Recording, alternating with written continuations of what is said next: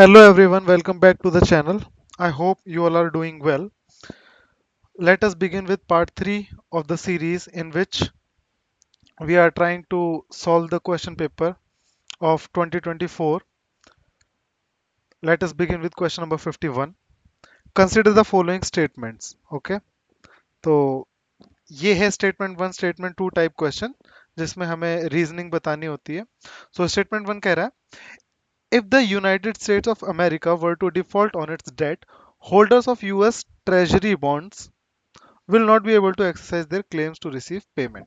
Okay, तो एक चीज है जो मैं आपको बार बार बता रहा हूं कि अगर ऑब्वियस स्टेटमेंट्स हैं they are highly likely to be incorrect, and on the other hand अगर थोड़ी सी वियर्ड स्टेटमेंट है जो हमें लगता है कि ऐसा तो नहीं होगा, वो यूजुअली सही होती हैं. तो दोबारा से एक बार स्टेटमेंट में देखते हैं. ये बोल रहा है कि यूएस में अगर अगर यूएस गवर्नमेंट जो है वो डिफॉल्ट कर दे अपने डेट पर, तो जिन्होंने बॉन्ड खरीदा है वो क्लेम नहीं कर पाएंगे उसके अगेंस्ट. एंड ये देखने में हमें ऐसा लग रहा है स्टेटमेंट कि ऐसा कैसे हो सकता है. आई I मीन वो तो सेफ होना चाहिए. तो एक्चुअली है क्या कि ये स्टेटमेंट सही है, क्योंकि अगर यूएस डिफॉल्ट करता है तो यूएस करेंसी जो कि यूएस डॉलर है, it is a fiat currency. ठीक है, और फिएट करेंसी जो होती है वो किसी भी फिजिकल एसेट से बैक्ड नहीं होती. फॉर एग्जांपल इसे गोल्ड की बैकिंग नहीं मिल रही है, ये सिर्फ और सिर्फ बैक्ड होती है ट्रस्ट वगैरह से. गवर्नमेंट में ट्रस्ट और स्टेबिलिटी इकोनॉमी की उस सब से बैक्ड होती है कि अगर ये सब बढ़िया चल रहा है तो अच्छा करेगी करेंसी, वरना डूब भी सकती है. तो ये स्टेटमेंट सही है. अब स्टेटमेंट टू पे आते हैं. The US government debt is not backed by the hard assets. अच्छा, ये यही बात बोल भी रहा है, but only by the faith of the government. जो मैंने आपको बताया था एग्जैक्टली यही बोल रहा है. तो ये दोनों स्टेटमेंट्स सही हैं. और क्योंकि सेकंड स्टेटमेंट फर्स्ट को एक्सप्लेन भी कर रहा है तो हम इसमें ए आंसर लगाएंगे और आगे बढ़ जाएंगे. अब आते हैं क्वेश्चन नंबर 52 पे. क्वेश्चन नंबर 52 कहता है, consider the following statement. Statement one, syndicated lending spreads the risk of borrower default across multiple lenders. तो सिंडिकेटेड लैंडिंग है. सिंडिकेटेड मतलब ग्रुप से रिलेटेड कुछ होता है. जब कुछ लोग साथ में सिंडिकेट बनाते हैं और वो एक साथ कोई काम करते हैं तो सिंडिकेटेड बोलते हैं, राइट. तो ये सही स्टेटमेंट होगा. The syndicated loan can can be a fixed amount lump. अच्छा, ये जो क्वेश्चन है ये एक्चुअली ड्रॉप किया गया था कमीशन की तरफ से, तो हम इस क्वेश्चन को डिस्कस नहीं करेंगे. फिर आता है क्वेश्चन नंबर 53 पे. क्वेश्चन नंबर 53 में बोल रहा है, consider the following statements in respect of the digital rupee. तो वर्ड एसोसिएशन से मुझे क्या पता लग रहा है कि इंडियन करेंसी है लेकिन वो डिजिटल है. कहने का मतलब वो वॉलेट्स में एक दूसरे से ट्रांजैक्शन होगा. मतलब अगर मेरे पास डिजिटल रुपी है तो मैं आपको वो फिजिकली नहीं दे सकता, आपके वॉलेट में आपको ट्रांसफर कर सकता हूँ ऑनलाइन. ठीक है, सॉफ्ट कॉपी कॉपी कॉपी नहीं बोलूंगा उसकी, सॉफ्ट, व्हाट कैन यू से, जो भी है चलो.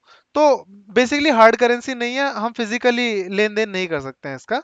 तो डिजिटल रुपी है, उसके बारे में बात हो रही है. फर्स्ट स्टेटमेंट बोल रहा है, it is a sovereign currency issued by the reserve bank of India. अब यूजुअली हमने सीखा है कि ऑर्गेनाइजेशन के नाम गलत होते हैं, लेकिन आंख बंद करके किसी भी एलिमिनेशन टिप को या ट्रिक को यूज नहीं करना है. करेंसी की बात है क्योंकि, तो आप बताइए करेंसी आरबीआई के अलावा और कौन ही इशू करेगा. सिर्फ एक वो 1 रुपए का कॉइन या कुछ होता है जो गवर्नमेंट इशू करती है, बाकी तो सब कुछ आरबीआई इशू करता है, राइट.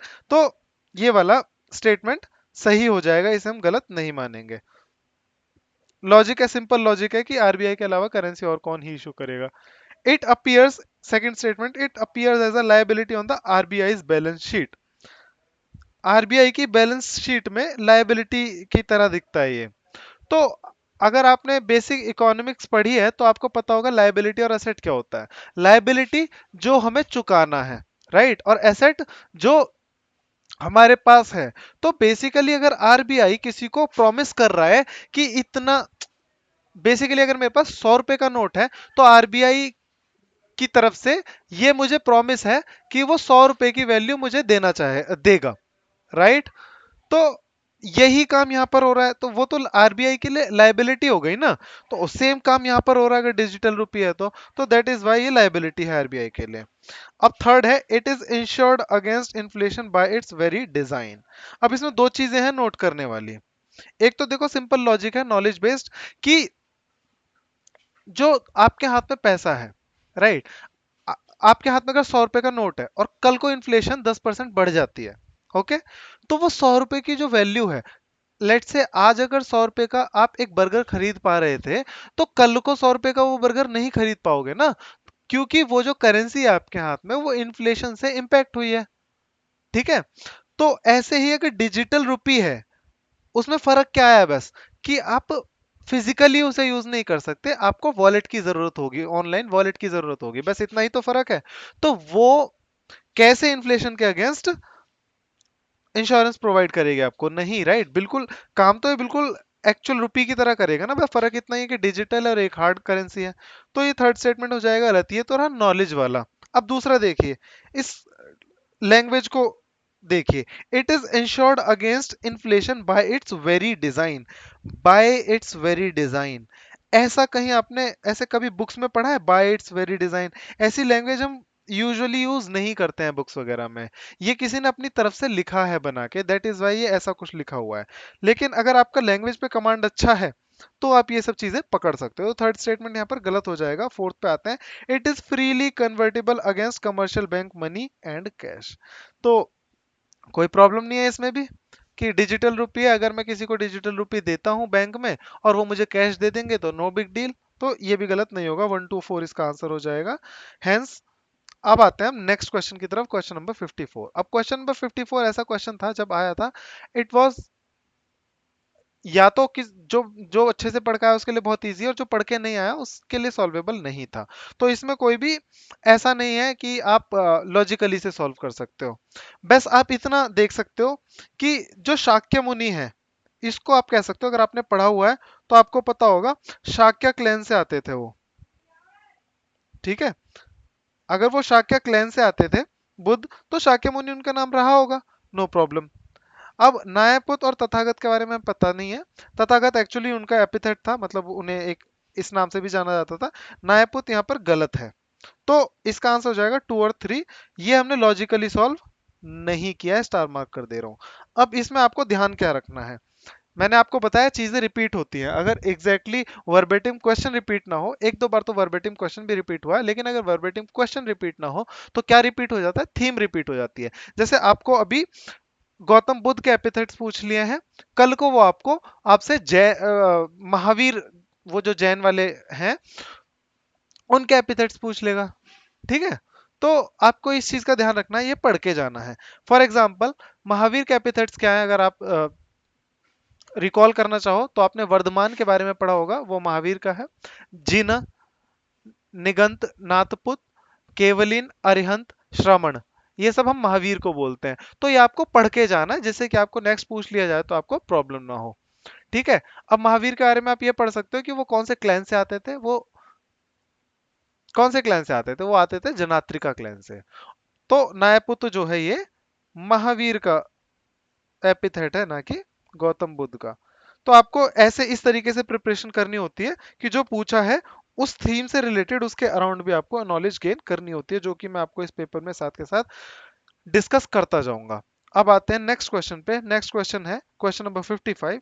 ये बोला, consider the following information, archaeological sites है, स्टेट है, डिस्क्रिप्शन है, और देखना कौन सा सही से मैच्ड है कौन सा नहीं है। अगेन कोई लॉजिकली सॉल्वेबल क्वेश्चन नहीं है, तो हम देख लेते हैं। वैसे आपको मैंने बताया है, जैसे 4/3 है, ये 4/3 का मैट्रिक्स है, तो इसमें मिनिमाइजेशन की तरफ जाते हैं। कहने का मतलब या तो ओनली वन सही होगा या ओनली टू सही होगा, उससे ऊपर नहीं जाएंगे हम इसमें। ये आपको मैंने पहले बताया कि जब भी फैक्ट हैवी कोई क्वेश्चन हो तो उसमें हम मिनिमाइजेशन की तरफ जाते हैं। एक ट्रिक ये, दूसरा ये, चार का यूजुअली क्या होता है, जब भी चार स्टेटमेंट्स या चार एलिमेंट्स दिए होते हैं तो यूजुअली दो सही होते हैं उसमें से। दूसरा ये, और तीसरा ये, चलो तीसरा कोई लॉजिक नहीं है, तीसरा तो नॉलेज है, वो हम डिस्कस कर लेते हैं। चंद्र केतुगढ़, ठीक है, अब ये ओडिशा बोल रहा है, या तो ओडिशा गलत हो सकता है या ट्रेडिंग पोर्ट टाउन नहीं होगा, ये गलत हो सकता है। तो इसमें से कुछ भी गलत हो सकता है। फिर आता है इनाम गांव। इनाम गांव या तो महाराष्ट्र नहीं होगा, कैलकोलिथिक चैल्कोलिथिक साइट नहीं होगा। मनगडू केरला मेगालिथिक साइट से, so on so forth. Salihundam Andhra Pradesh, rock cut cave shrines. ठीक है। अब इसमें से गलत कौन कौन से हैं? इसमें से पहला वाला गलत है। मैं लॉजिक से सॉल्व नहीं कर रहा हूं, मैं इसे स्टार मार्क कर दे रहा हूँ, नॉलेज से सॉल्व कर रहे हैं हम इसे। सॉल्व आपके साथ सामने इसलिए कर रहा हूँ जैसे कि आपको याद रहे, अगर ये कल को ऐसा इससे रिलेटेड कोई क्वेश्चन पूछ लिया जाए तो चंद्र केतुगढ़ एक्चुअली वेस्ट बंगाल में है, इसलिए गलत है। एंड ऑल्सो ये ट्रेडिंग पोर्ट टाउन भी नहीं है। It is famous for its terracotta arts, मतलब हिस्टोरिकली, नॉट नाउ। ओके। फिर आता है इनामगांव महाराष्ट्र कैलकोलिथिक साइट, ये बिल्कुल सही है। मंगड़ू केरला मेगालिथिक साइट बिल्कुल सही है। सालीहुंडम Andhra Pradesh, rock cut cave shrines, ये आंध्र प्रदेश तो है, ये सही है बिल्कुल, लेकिन रॉक कट केव श्राइन्स नहीं है यहाँ पर। ये किसके लिए फेमस है? यहाँ पर बुद्धिस्ट साइट्स हैं, जैसे बुद्धिस्ट स्तूप हो गए, ओके, या फिर चैत्य हो गए, विहार हो गए, उन सब के लिए फेमस है। तो ये भी गलत हो जाएगा। 2 और 3 हमारा आंसर है। आगे बढ़ेंगे। 4 का 2 होता मैंने आपको बताया था, लेकिन वो ट्रिक यहाँ पे इसलिए काम नहीं कर रही क्योंकि सारे ऑप्शन 2 वाले दिए हुए हैं। एनीवे आगे बढ़ते हैं। Who of the following rulers of medieval India gave permission to the Portuguese to build a fort at Bhatkal? अब यूजुअली क्या होता है, ये चीजें या तो हमने पढ़ी नहीं होती हैं, या फिर ये इतनी ऑब्सक्योर चीजें हैं कि हमने पढ़ी भी हैं तो हमारे दिमाग को याद नहीं रहती है, क्योंकि उतना ज्यादा इंपॉर्टेंट नहीं होती हैं ये चीजें। लेकिन मैंने बहुत सारे क्वेश्चन इस टाइप के जब सॉल्व किए, तो एक चीज मैंने देखी कि यूजुअली क्या होता है, जो सबसे ज्यादा फेमस पर्सनैलिटी होती है, सबसे ज्यादा फेमस रूलर होता है, यूजुअली वही उसका आंसर होता है। तो यहाँ पर कृष्ण देव राय इज द आंसर। तो मैं बोलूंगा सबसे ज्यादा पॉपुलर या फिर फेमस की तरफ जाएं आप। और ये ऐसा नहीं कि देखते ही लगा दें, पहले आप अपनी नॉलेज को बैक करेंगे। अगर आपसे फिर भी नहीं हो रहा है, उसके बाद आपको ये इस पे जाना है। 57th question, with reference to revenue collection by Cornwallis consider the following statements under the Ryotwari settlement of revenue collection the peasants were exempted from revenue payment in case of bad harvest और natural calamities. तो ये British को positive light में दिखा रहा है, ऐसा नहीं होता। मैंने पैटर्न देखा हुआ है, ऐसा यूपीएससी नहीं करता कि उन्हें पॉजिटिव लाइट में दिखाए। Under the permanent settlement in Bengal if the zamindar failed to pay his revenue to the state on or before the fixed date he would be removed for from his zamindari. Okay, so ये question actually drop हो गया था। Second question, second statement जो है थोड़ा सा वेग है, इस वजह से तो इसे फर्दर डिस्कस नहीं करेंगे हम। फिर आते हैं क्वेश्चन नंबर 58 पे। ये बोला consider the following statements there are no parables in Upanishads.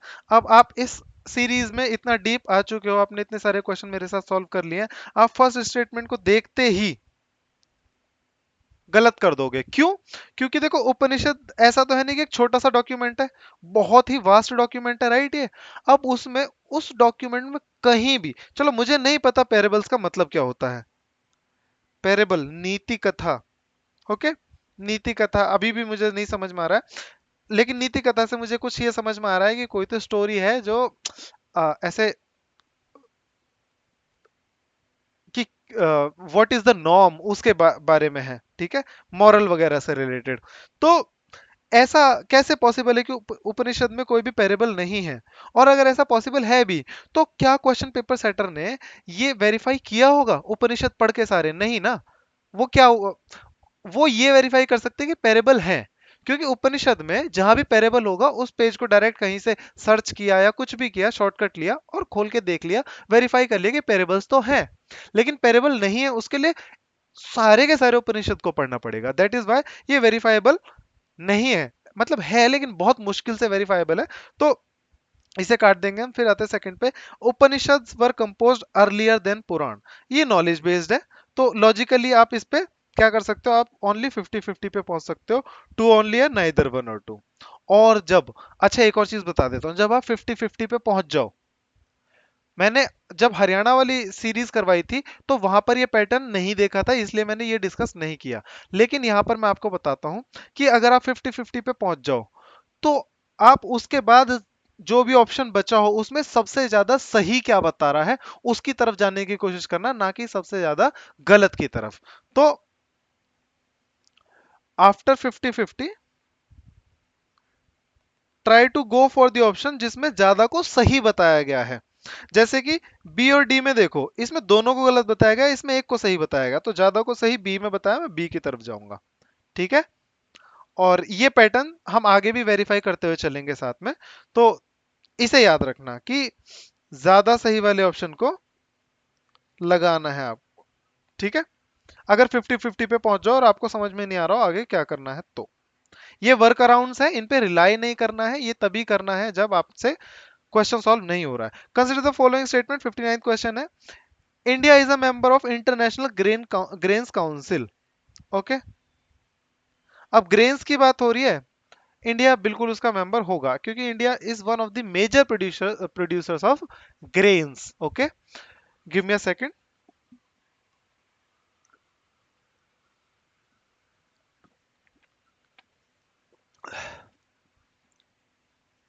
India is a member of international grains council.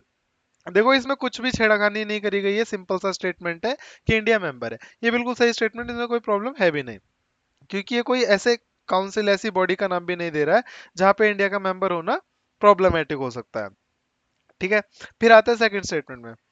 A country needs to be a member of the International grains Council for exporting और importing rice and wheat.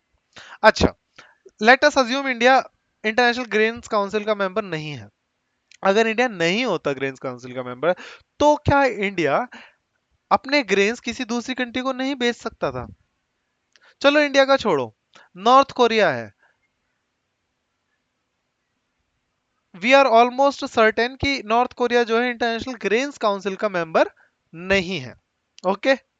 Despite that, would you से कि north Korea ना तो कहीं से grain export कर सकता है कहीं को, और ना कहीं से इंपोर्ट कर सकता है?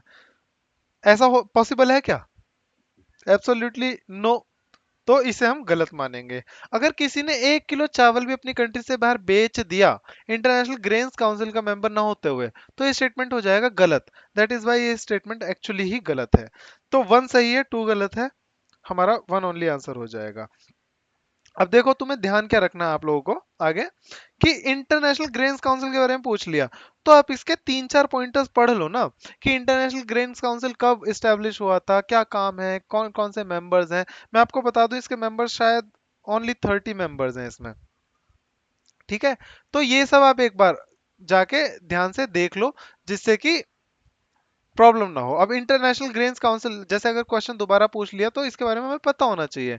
तो इंटरनेशनल ग्रेन्स काउंसिल क्या है? एक इंटर गवर्नमेंटल ऑर्गेनाइजेशन है, और ये ग्लोबली ग्रेन ट्रेड के बारे में, ग्रेन्स ट्रेड के बारे में देखता है। 1949 में ये स्टैब्लिश हुआ था, और ये originally as International grains Council establish नहीं हुआ था, पहले ये इंटरनेशनल व्हीट काउंसिल हुआ करता था। हेडक्वार्टर्स इसके लंदन में है, मेंबर्स इसके 30 हैं, और ये इंटरनेशनल ग्रेन्स कॉन्फ्रेंस को भी होस्ट करता है। तो इसके बारे में अगर इतना पता है, तो आगे अगर ये क्वेश्चन आएगा तो हम सॉल्व कर पाएंगे रिलेटेड चीजें। अब आते हैं नेक्स्ट क्वेश्चन पे, क्वेश्चन नंबर 60। अब क्वेश्चन नंबर 60 क्या कहता है? Which one of the following was the latest inclusion in the intangible cultural heritage list of UNESCO? ये बहुत इजी क्वेश्चन था, करंट अफेयर बेस्ड क्वेश्चन था उस साल में, और बहुत ही एक्सटेंसिवली यूज ये कवर भी किया गया था न्यूज़पेपर्स में या फिर करंट अफेयर्स बुकलेट मैगजीन्स वगैरह में। तो इसका आंसर था गरबा डांस। ये 2023 में ही एक्चुअली इंट्रोड्यूस किया गया था। अब देखो, हमने एससीएस वाले पेपर में कुंभ मेला पढ़ा था, वो 2017 में हुआ था, तो ये भी हमें पता होना चाहिए कुंभ मेला 2017 में हुआ है। अब दुर्गा पूजा 2021 में हुआ है। ये मैं आपको ईयर क्यों दे रहा हूँ? क्योंकि अब इनसे रिलेटेड कुछ क्वेश्चन आ जाए कि लेटेस्ट कौन सा है, और आपको फिर से इनमें से कोई ऑप्शन दे दे, तो आपको अगर ईयर का थोड़ा भी आइडिया है, अगर ईयर रटा हुआ भी नहीं है और आइडिया है, तो भी हो जाएगा। अब आपको क्या पता होना चाहिए कि अब लेटेस्ट कौन सा है, ये भी तो पता होना चाहिए आपको। तो अब जो लेटेस्ट है intangible cultural list of cultural heritage list में, यूनेस्को के में, वो है दीपावली। ठीक है। इसे ईयर 2025 में इस लिस्ट में डाला गया है। इससे पुराना था गरबा, जो कि मैंने अभी आपको यहां दिखाया, और उससे पुराना था दुर्गा पूजा, जो कि ये रहा बी पे। ठीक है। फिर आते हैं हम क्वेश्चन नंबर 61 पे। अब ये ऐसे क्वेश्चन होते हैं कि अगर आपको आते हैं तो करो, नहीं आते तो छोड़ के चले जाओ, क्योंकि इसमें कोई लॉजिक काम नहीं कर रहा है। ठीक है। हमेशा याद रखना, जो लॉजिक है, जो हमारा एप्टीट्यूड है क्वेश्चंस को सॉल्व करने का, वो ज्यादातर, मैं ज्यादातर बोल रहा हूँ, ये नहीं बोल रहा कि इनमें काम नहीं करता, मैं बोल रहा हूँ ज्यादातर कहाँ काम करता है, वो स्टेटमेंट वाले क्वेश्चंस में करता है। तो 61 पूछ रहा है, who was the provincial president of constituent assembly before doctor Rajendra Prasad took over. तो इसका आंसर है डॉक्टर सच्चिदानंद सिन्हा। ये बहुत स्टैटिक है, बुक्स में लिखा होता है, आपको आता है तो अच्छी बात है, नहीं आता तो छोड़ के आगे बढ़ सकते हो। हाँ बस ये है कि आपको ये पता होगा कि डॉक्टर भीमराव अंबेडकर तो नहीं थे। ठीक है। और बाकी तो इसमें कुछ नहीं कर सकते हम, अगर पता है तो अच्छी बात है, नहीं पता तो नहीं पता। अब आते हैं नेक्स्ट क्वेश्चन पे। With reference to the Government of India Act 1935, consider the following statements. It provided for establishment of an All India Federation. ये तो सबको पता होता है, All India Federation की बात करी थी, और उसमें प्रिंसली स्टेट्स और ब्रिटिश प्रोविंसेस की बात करी थी कि उनसे मिलके फेडरेशन बनेगा। तो ये स्टेटमेंट तो बिल्कुल सही है, नॉलेज बेस्ड है, मैं ये नहीं कह रहा कि आप इसे लॉजिकली सॉल्व कर सकते हो। अब आते हैं सेकंड क्वेश्चन पे। Defence and foreign affairs were kept under the control of federal legislature. अब मैं आपको बार बार बोल रहा हूं कि चीजें रिपीट होती हैं। आपको याद होगा कि 2022 के पेपर में उसने क्वेश्चन पूछा था एक, कि इसमें से नीचे एलिमेंट्स दिए हुए थे, चार एलिमेंट्स थे आई गेस, चार में से कौन से एलिमेंट्स ऐसे हैं जो रिजर्व्ड लिस्ट में आते हैं। ठीक है, ये पूछा था उसने। तो एसेंशियली ये क्वेश्चन वही तो है। ये गलत हो जाएगा क्योंकि डिफेंस और फॉरेन अफेयर्स जो है वो रिजर्व लिस्ट में आते हैं। ठीक है। और फेडरल लेजिस्लेचर किसको देखता था, वो जो ट्रांसफर्ड लिस्ट वाले सब्जेक्ट थे। दैट इज वाई ये स्टेटमेंट हो जाएगी गलत। अब अगर आपने 2022 के पेपर को अच्छे से करा होता, थोड़ी सी रिसर्च करी होती, तो देखो इसने कितना, पता है यूपीएससी बहुत ट्रिकी है एससीएस के मुकाबले। इसने ना ट्रांसफर्ड लिस्ट, रिजर्व्ड सब्जेक्ट्स, उनका मेंशन ही नहीं किया है। इसने क्या मेंशन किया, फेडरल लेजिस्लेचर। तो ये डायरेक्टली नहीं देता, इनडायरेक्टली पूछता है आपसे, लेकिन ये रिपीट जरूर करता है। ऐसा ही क्वेश्चन 2022 में रिपीट किया गया था, उसमें पूछा था कि भाई इसमें से ट्रांसफर्ड सब्जेक्ट कौन से हैं, और उसमें चार चीजें दी हुई थी, उसमें से सिर्फ लोकल सेल्फ गवर्नेंस था जो ट्रांसफर्ड था, और बाकी के तीनों रिजर्व लिस्ट वाले थे। तो इस तरीके से क्वेश्चंस रिपीट होते हैं, इसलिए मैं आपको बोल रहा हूँ बार बार कि क्वेश्चन पेपर को रिसर्च करके जानना है। अब जो 2024 और 2025 वाले जो पेपर्स हैं, these become all the more very important for you to like research, क्योंकि 2026 में आई एम कंप्लीटली श्योर कि उसमें से क्वेश्चंस रिपीट होंगे ही होंगे, वर्बेटिम नहीं होंगे, लेकिन थीम्स पे चलेगा वो वैसे का वैसे ही। तो इसका आंसर हो जाएगा वन ओनली। अब next two questions, these are difficult questions, इन्हें भी देख लेते हैं। नॉलेज बेस्ड है, प्योरली नॉलेज बेस्ड है, बिल्कुल स्किपेबल क्वेश्चन अगर नहीं आते हैं तो। Which one of the following is a work attributed to playwright Bhasa या भाष। तो भाष ने इसमें से कौन सा प्ले राइट लिखा, सॉरी इसमें से कौन सा वर्क लिखा था। तो काव्य अलंकार, ये तो गलत है, ये बहामा ने लिखा था। ठीक है। नाट्य शास्त्र, ये तो हम सबको पता होता है, भारत मुनि ने लिखा था ये, भरतनाट्यम वगैरह यहीं से इंस्पायर्ड है, मोहिनीअट्टम भरतनाट्यम वगैरह। और महाभाष्य, ये किसने लिखा है, ये पतंजलि ने। ठीक है। अब मैं ये सब लिख क्यों रहा हूं, क्योंकि आपको नेक्स्ट पेपर के लिए ये सब पता होना चाहिए कि अब बचता है मध्यम व्ययोग, तो यही भाष ने लिखा था। अब आते हैं 64 पे, संघभूति, द इंडियन बुद्धिस्ट मंक। अब आपको ये चीज याद रहनी चाहिए कि संघभूति किसी बुद्धिस्ट मंक का नाम है। ये घुमा फिरा के नेक्स्ट पेपर में पूछ सकता है इसके बारे में कुछ। Who travel to China at the end of the 4th century AD was the author of a commentary on.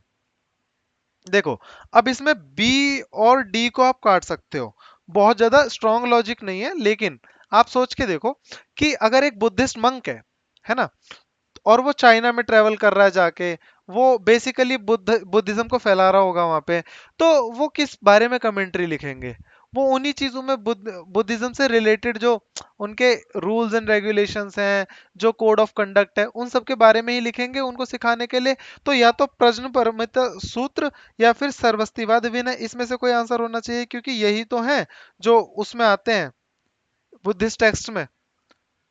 ठीक है, तो दैट इज वाई सी हमारा आंसर हो जाएगा। अगेन मैं कह रहा हूं ये नॉलेज बेस्ड है, लॉजिक बेस्ड नहीं है। अब आते हैं नेक्स्ट क्वेश्चन पे, क्वेश्चन नंबर 65। 65 कह रहा है consider the following properties included in the world heritage list released by UNESCO. ये भी इजी क्वेश्चन की कैटेगरी में क्यों बोलूंगा मैं, क्योंकि करंट अफेयर्स ये भी उस टाइम पे हुआ था, तो इजी क्वेश्चन हो गया था इसलिए। वैसे भी मैंने आपको बताया है यूजुअली 4 का 2 होता है, तो 2 लगाओ आगे बढ़ जाओ अगर नहीं आता तो। वैसे इसका सही आंसर है शांति निकेतन, उस ईयर में हुआ था। और सेक्रेड एनसेम्बल्स ऑफ होयशाला, ये भी उस ईयर में इंक्लूड हुआ था। फिर आता है question number 66। As per article 368, ये किसकी बात करता है? आर्टिकल 368 कॉन्स्टिट्यूशनल अमेंडमेंट एक्ट की बात करता है। Of the constitution of India the parliament में अमेंड, अमेंड की बात कर दी, आपको जानने की भी जरूरत नहीं, खुद ही बोल दिया इसने। Any provision of the constitution by way of, कैसे अमेंडमेंट कर सकते हैं कॉन्स्टिट्यूशन में, ये बोल रहा है। आर्टिकल 368 क्या बता रहा है? या तो हम किसी आर्टिकल में कुछ ऐड कर दें, या फिर कॉन्स्टिट्यूशन में कुछ ऐड कर दें, या फिर किसी आर्टिकल में कुछ वेरिएशन कर दें, मतलब कुछ लिखा हुआ है उसकी जगह कुछ और लिख दें, या फिर किसी आर्टिकल को पर्टिकुलरली कैंसिल ही कर दें। अब इसमें तो कोई प्रॉब्लम नहीं है, तीनों ही काम कर सकते हैं। अमेंडिंग पावर है, बेसिक सा क्वेश्चन है, डिफिकल्ट नहीं है, तो इसमें किसी लॉजिक की जरूरत नहीं है। और पॉलिटी में वैसे भी बहुत ज्यादा लॉजिक यूज होता नहीं है, वो आपको नॉलेज बेस्ड ही होता है। अब आते हैं हम next question. Consider the following countries, Italy, Japan, Nigeria, South Korea, South Africa, which of the above countries are frequently mentioned in the media for their low birth rates. Low birth rate की बात हो रही है, मतलब developed countries जैसे होंगे कुछ, ageing population मतलब वही कंट्रीज जो डेवलप कर चुकी हैं, जिनकी इकोनॉमी बहुत अच्छी है, और डिक्लाइनिंग पॉपुलेशन। ठीक है, तो नाइजीरिया तो आप जल्दी से काट दोगे इसमें, क्योंकि नाइजीरिया तो पॉपुलेशन के लिए जाना जाता है, इनफैक्ट अफ्रीका का मोस्ट पॉपुलस नेशन है वो। और आता है हमारा नाइजीरिया, काटते ही हमारा ये कट जाता है और ये कट जाता है, बी और डी कट जाते हैं। अब बचता है 2 4 और 1 2 4। इसका मतलब 2 और 4 तो आंसर में है ही, 1 2 4। अब देखो, या तो 1 होना चाहिए आंसर में या नहीं होना चाहिए। अब 1 देखो है क्या, इटली है, बिल्कुल मान सकता हूं मैं, एजिंग पॉपुलेशन वगैरह है यहाँ पे, तो कर देंगे 1 2 4। और एक और चीज मैंने आपको क्या बताया है, 5 जब होते हैं तो यूजुअली 5 का 3 आंसर होता है। ठीक है, तो आप इनको तो बी और डी को तो वैसे, सॉरी, सी और डी को तो वैसे भी काट सकते थे 5 का 3 देख के। फिर आते हैं नेक्स्ट क्वेश्चन पे, question number 68। Which of the following statement are correct in respect of money bill in the parliament? Article 109 mention special procedure in respect of money bills. अब देखो, वैसे तो बिल्कुल इसे गलत करने की पॉसिबिलिटी बहुत ज्यादा है, आर्टिकल है कोई भी लिख सकते हैं, लेकिन this is N often repeated pattern. जब स्टेटमेंट में किसी चीज के बारे में कोई आर्टिकल देता है यूपीएससी, कि ये आर्टिकल ये करता है, इस आर्टिकल में लिखा हुआ है, तो आर्टिकल्स आर सेल्डम रॉन्ग। ठीक है, बहुत कम चांसेस ऐसे होते हैं कि वो आर्टिकल गलत दे दे, तो अगर आर्टिकल वो दे दे तो आप उसे सही मान के चलना। ठीक है, अ money bill shall not be introduced in the council of states. अब ये नॉलेज बेस्ड है, इसमें कुछ नहीं कर सकते हम। मनी बिल है, काउंसिल ऑफ स्टेट में इंट्रोड्यूस नहीं होता, सबको पता है ये बात, सिर्फ लोकसभा में होता है। The Rajya Sabha can either approve the bill और suggest changes but can not reject it. ठीक है, ये बोल रहा है या तो अप्रूव करेगा या चेंजेस सजेस्ट करेगा, लेकिन रिजेक्ट नहीं कर सकते। नेक्स्ट स्टेटमेंट क्या है? Amendment to a money bill suggested by Rajya Sabha have to be accepted by the Lok Sabha. अब ये बोल रहा है कि जो अमेंडमेंट सजेस्ट करती है राज्यसभा, वो लोकसभा को एक्सेप्ट करने ही पड़ेंगे। ठीक है, तो ये स्टेटमेंट हो जाता है गलत। ये नॉलेज बेस्ड है, कुछ नहीं मैं ज्यादा डिस्कस करूंगा इसके बारे में। 1 2 3 इज दी आंसर। ठीक है, फिर आते हैं नेक्स्ट क्वेश्चन पे, क्वेश्चन नंबर 69। अब क्वेश्चन नंबर 69 ये बहुत सरप्राइजिंग क्वेश्चन था, लेकिन लकीली मेरा ये क्वेश्चन सही हो गया। तब क्यों हो गया था वो आपको बताता हूँ।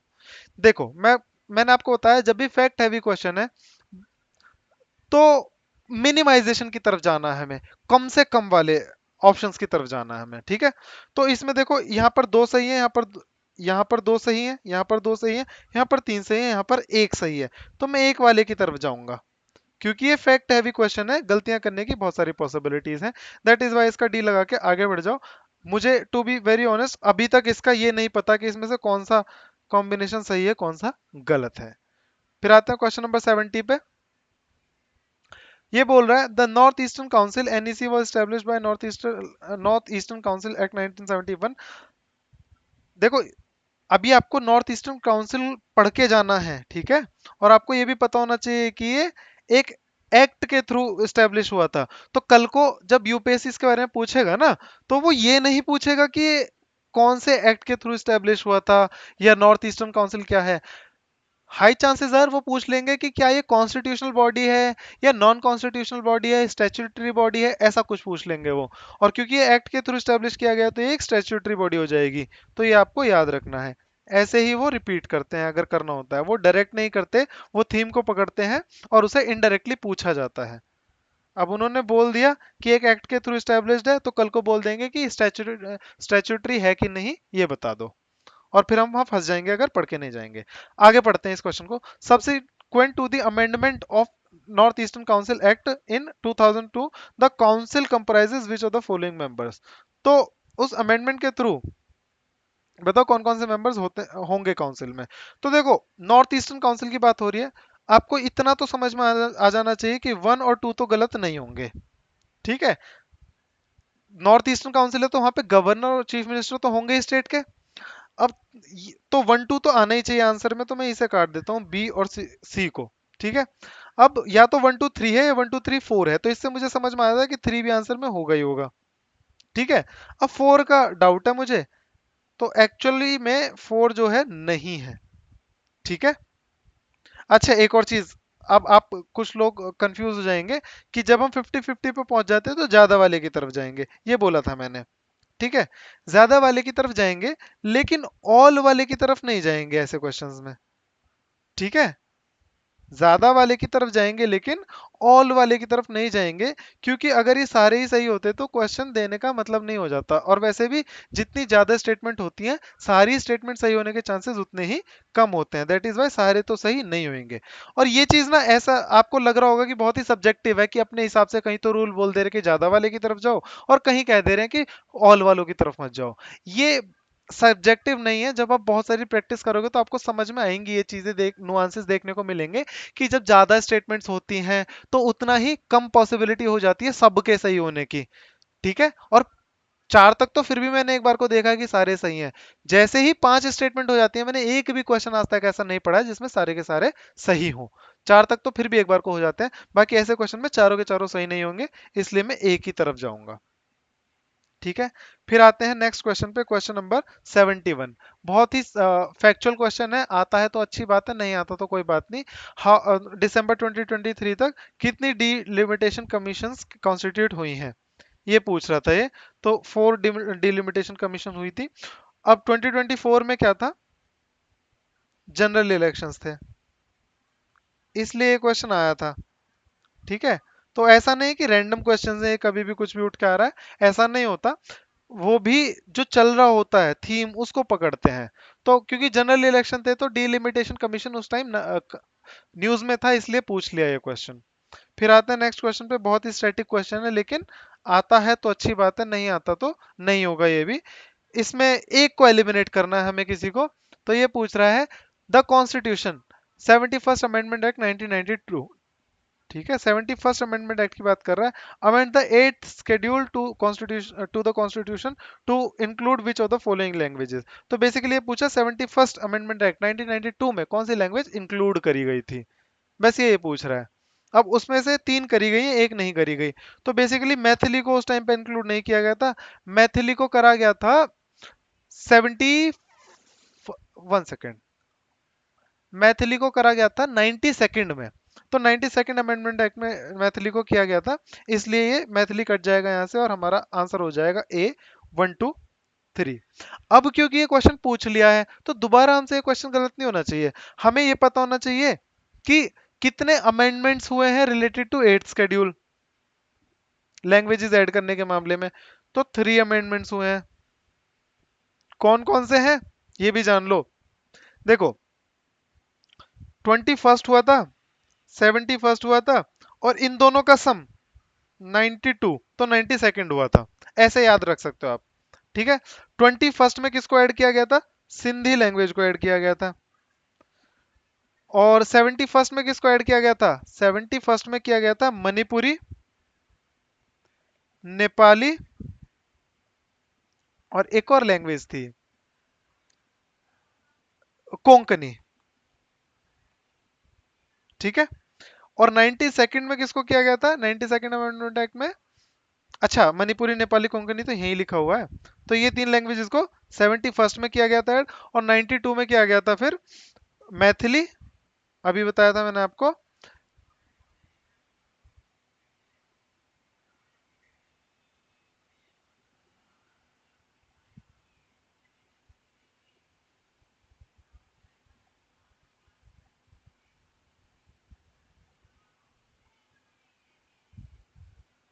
ओके, मैथिली, फिर किसको और किया गया था, संथली को, वो जो संथल परगना वाला जो हमने पढ़ा था हिस्ट्री में, वही संथली लैंग्वेज। फिर एक डोगरी और बोडो आई गेस। हाँ ये चार ही थे। तो ये अब इतनी बेसिक नॉलेज मुझे होनी चाहिए इस क्वेश्चन से रिलेटेड, जिससे कि अगर वापस इससे रिलेटेड कुछ पूछते हैं तो हमें पता होना चाहिए।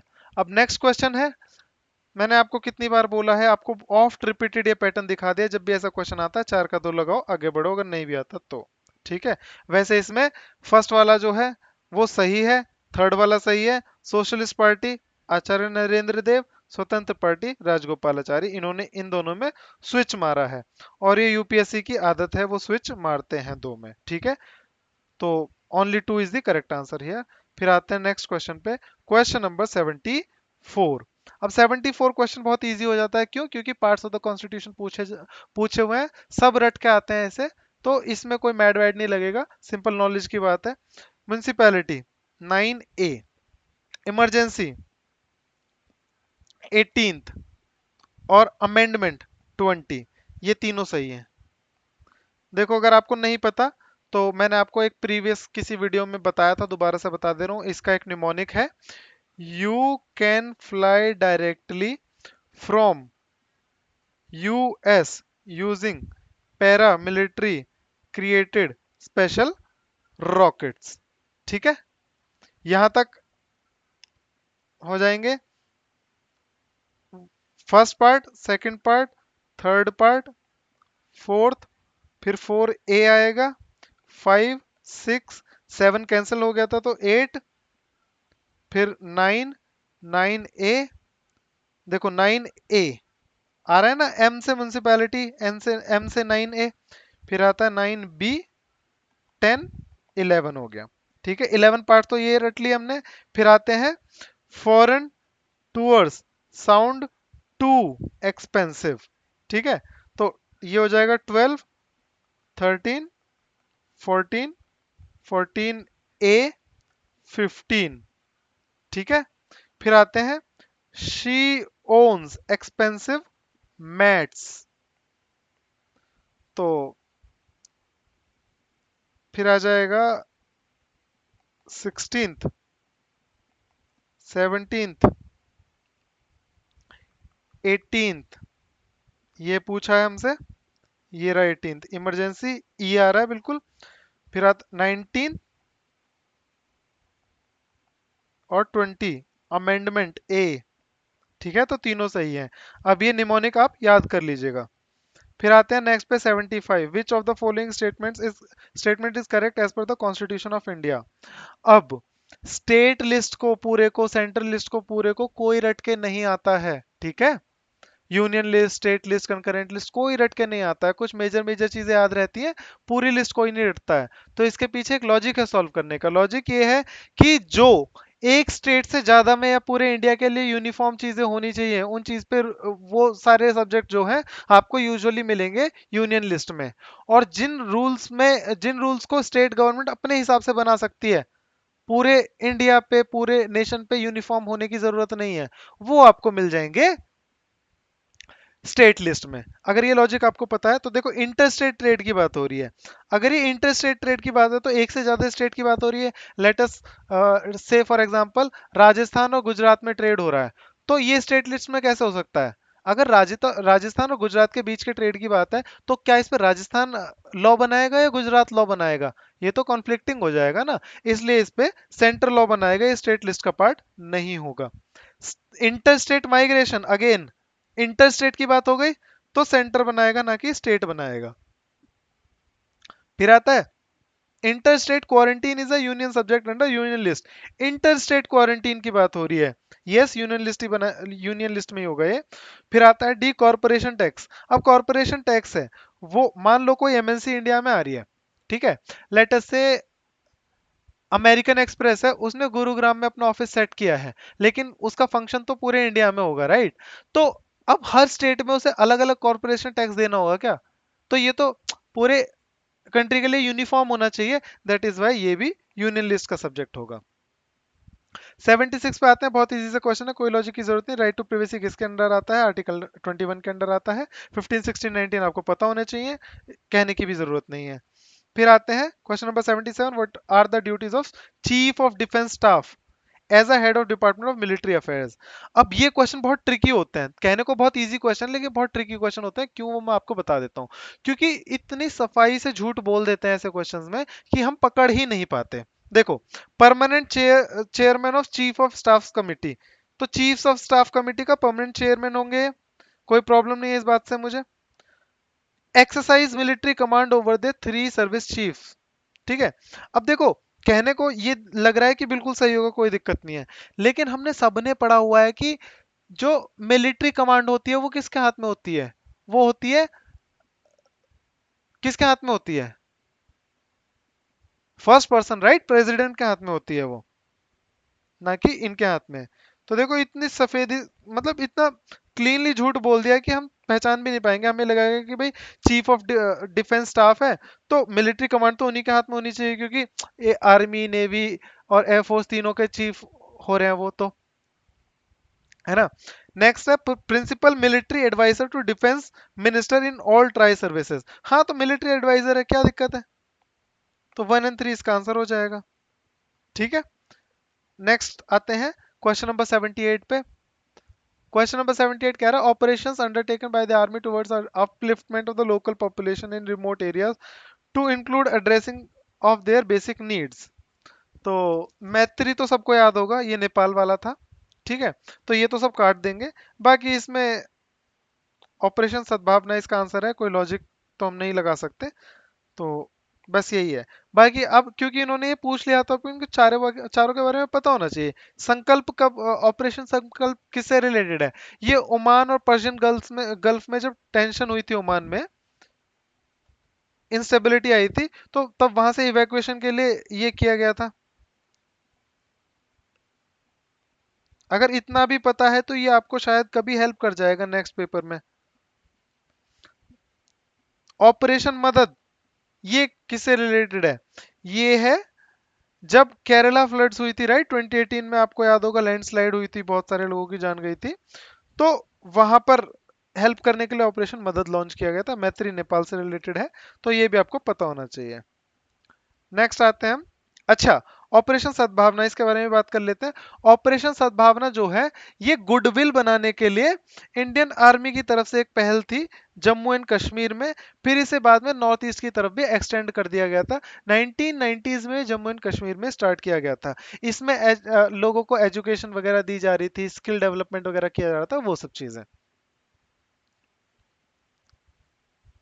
फिर आते हैं हम 79 पे। Question number 79, the longest border between any two countries in the world is between, तो इसका आंसर है Canada and the United states of America. पता है तो अच्छी बात है, नहीं पता तो नहीं पता, और कुछ नहीं कर सकते हम इसका, तो ए इज द करेक्ट आंसर। फिर आते हैं, वैसे एक चीज है, यूजुअली जो रैंडम क्वेश्चंस होते हैं इनमें ना सबसे बड़ा वाला जो ऑप्शन होता है, यूजुअली देख रहा हूं मैं कि वो आंसर होता है।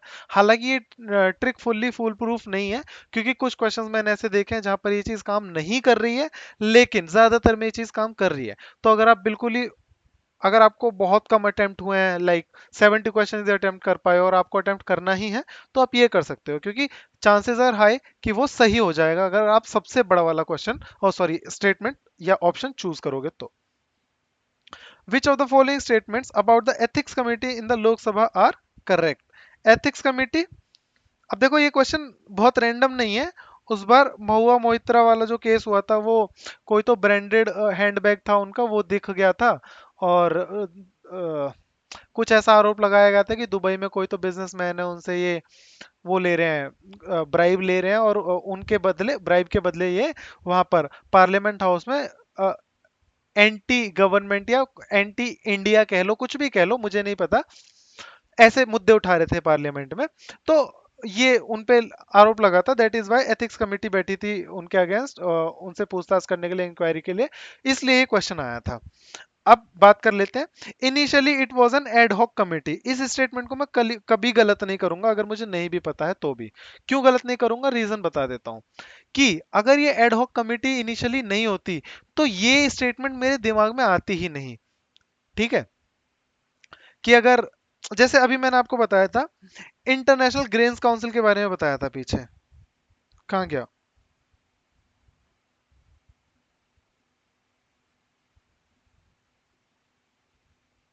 ये रहा इंटरनेशनल ग्रेन्स काउंसिल। मैंने आपको अभी भी बताया, ये it was initially established as International Wheat Council. अब इंटरनेशनल व्हीट काउंसिल मेरे दिमाग में कभी नहीं आएगा, मैं वो स्टेटमेंट बनाऊंगा ही नहीं अगर ये बात सच नहीं होगी तो। क्योंकि ऐसे दिमाग में थोड़ी ना रैंडम चीजें आ जाएंगी कि ऐसा कर देते हैं, ऐसा कर देते हैं। ठीक है, क्योंकि वो एडहॉक कमेटी रही होगी तभी वो उन्होंने सोचा कि ये एडहॉक कमेटी थी इनिशियली। तो वन तो सही है मेरा, वन को मैं नहीं काटूंगा, मेरा बी ऑप्शन कट जाएगा। ठीक है, only a member of Lok Sabha can make a complaint relating to unethical conduct of member of the Lok Sabha. ये बोल रहा है सिर्फ लोकसभा के मेंबर ही हैं जो कंप्लेन कर सकते हैं अनएथिकल कंडक्ट के बारे में, और कोई नहीं कर सकता। ये देखो, एक तो प्रिंसिपल ऑफ नेचुरल जस्टिस के खिलाफ जा रहा है। ठीक है, ऐसी चीजें सोच सकते हो आप। और दूसरा कि ऐसा जरूरी थोड़ी ना है, वो जो कमिटी है वो सुओ मोटू भी क्या करती है, सुओ मोटू मतलब खुद से, सुओ मोटू भी वो इंक्वायरी बिठा देती हैं ये कमिटीज, या तो मीडिया रिपोर्ट्स के बेसिस पे, या फिर कोई बाहर से कोई कंप्लेन कर रहा है उसके बेसिस पे कर सकते हैं।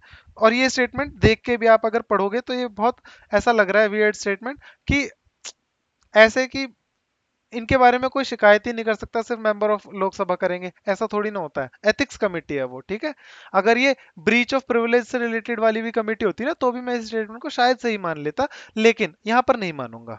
ठीक है, फिर आता है third, this committee can not take up any matter which is sub judice. तो सब जुडिस मतलब अगर कोर्ट में है कोई मैटर तो उसे नहीं ले सकते, सही बात है। जब कोई चीज कोर्ट में पहुंच जाती है तो बाकी, ये तो सिंपल सी चीज है कि बाकी जगह से वो हट जाती है, फिर बाकी जगह डिस्कस नहीं करते हम उसे। तो 1 और 3 इसका आंसर हो जाएगा। फिर आते हैं 81, क्वेश्चन नंबर 81 पे।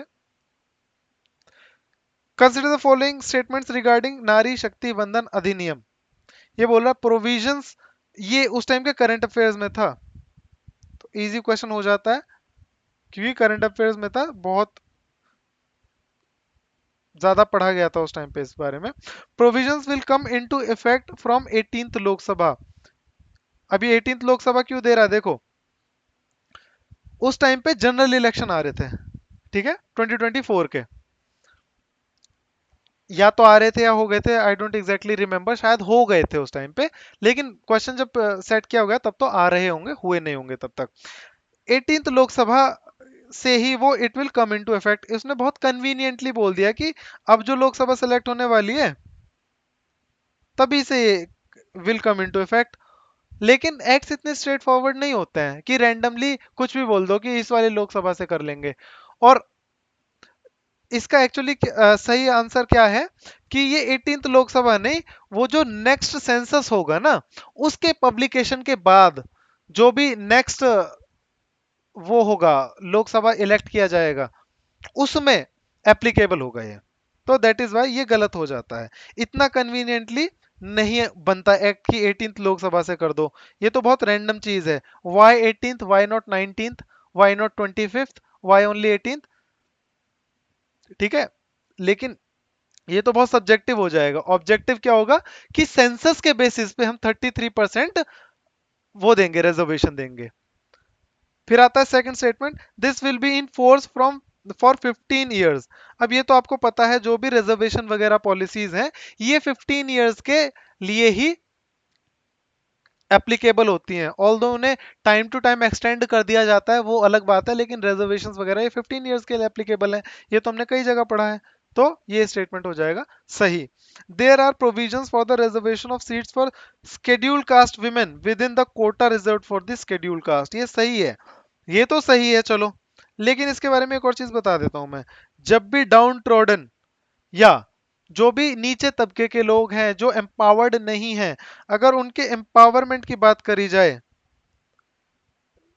ठीक है, लेबर क्लास हो गई, फार्मर्स हो गए, विमेन हो गई, लोअर कास्ट हो गए, ठीक है, या माइनॉरिटीज हो गए, जब भी उनको अपलिफ्ट करने की बात करी जाए किसी क्वेश्चन में,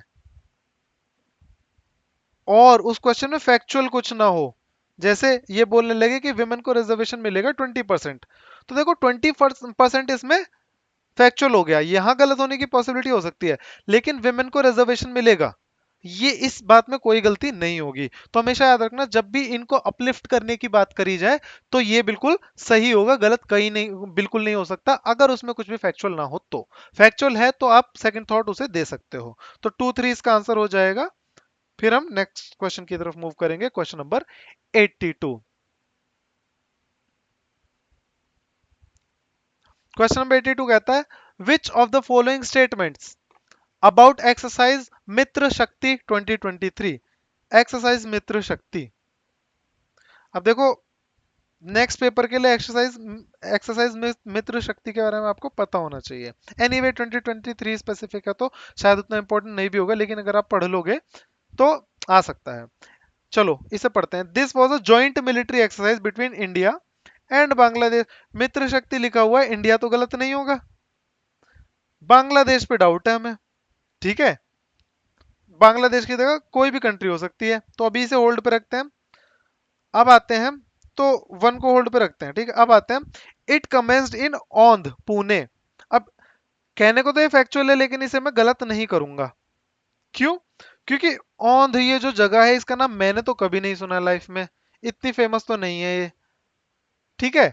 और इतनी फेमस नहीं है तो उनके दिमाग में क्यों आया औंध लिखने का? वाई नॉट नागपुर, ठीक है, वाई नॉट लेट अस से जैसलमेर, या फिर वाई नॉट कोचीन, ऐसे नाम क्यों नहीं दिए ये? या फिर इन्होंने सीधा पुणे क्यों नहीं लिख दिया? है ना, अगर गलत ही करना था तो ये कोई भी नाम लिख सकते थे, इन्होंने औंध क्यों लिखा भाई? पुणे भी तो लिख सकते थे डायरेक्ट, ऑन द लिखा क्योंकि ये सही है, इन्होंने कहीं से देखा है ये नाम। फिर आता है next, joint response during counter terrorism operations was a goal in this operation. इसमें तो कोई प्रॉब्लम है नहीं, अ गोल बोला है, ओनली गोल भी नहीं बोला इसने, तो joint response during counter terrorism, बिल्कुल कोई प्रॉब्लम नहीं है इसमें, इस स्टेटमेंट को गलत कर ही नहीं सकता मैं। Indian air force was a part of this exercise, इसमें भी कोई प्रॉब्लम नहीं है। तो 3 और 4 से तो मुझे कोई इशू है नहीं, डाउट है 1 और 2 में। तो 1 गलत हो भी सकता है, नहीं भी हो सकता, 2 सही है हमारा, देख लो। 2 3 4 आंसर में आने ही चाहिए, अब 2 3 4 तो एक में ही आ रहे हैं, डी वो हमारा हो जाएगा। कहने का मतलब मैं आपको यहाँ ये सिखाना चाह रहा हूँ, 1 और 2 में अगर आपको चूज करना पड़े तो गो विद 2 नॉट 1, क्योंकि बांग्लादेश को बड़े आसानी से रिप्लेस किया जा सकता है। ये एक्चुअली यहाँ पर आना भी श्रीलंका चाहिए, ना कि Bangladesh. Question number 83, static question है। A writ of prohibition is an order issued by the supreme court और हाई कोर्ट्स टू, या तो सुप्रीम कोर्ट या हाई कोर्ट इसे इशू करेंगे, अब किसके अगेंस्ट करेंगे ये पूछा है। A government officer prohibiting him from taking a particular action, parliament legislative assembly to pass a law on prohibition. तो ये तो देखो गलत होगा, जैसे एग्जीक्यूटिव जुडिशरी को किसी काम के लिए फोर्स नहीं कर सकते, वैसे ही जुडिशरी भी एग्जीक्यूटिव को किसी काम के लिए प्रेशराइज नहीं कर सकते, दबाव नहीं डाल सकते, क्योंकि principle of separation of judiciary and executive. Okay, तो ये तो गलत हो गया। फिर आते हैं हम, the lower court prohibiting continuation of proceedings in a case, this can be a possible answer. The government prohibiting it from following an unconstitutional policy, government को बोल रहे हैं, तो ये भी गलत है, ठीक है। तो बेसिकली इसमें से सी इसका आंसर है। कोई लॉजिक की बात नहीं कर रहा मैं ये नहीं बोल रहा लॉजिकली सॉल्व किया हमने, ये नॉलेज बेस्ड क्वेश्चन है। 84th, consider the following statements, It is a governor of the state who recognizes and declares any community of the state as a scheduled tribe.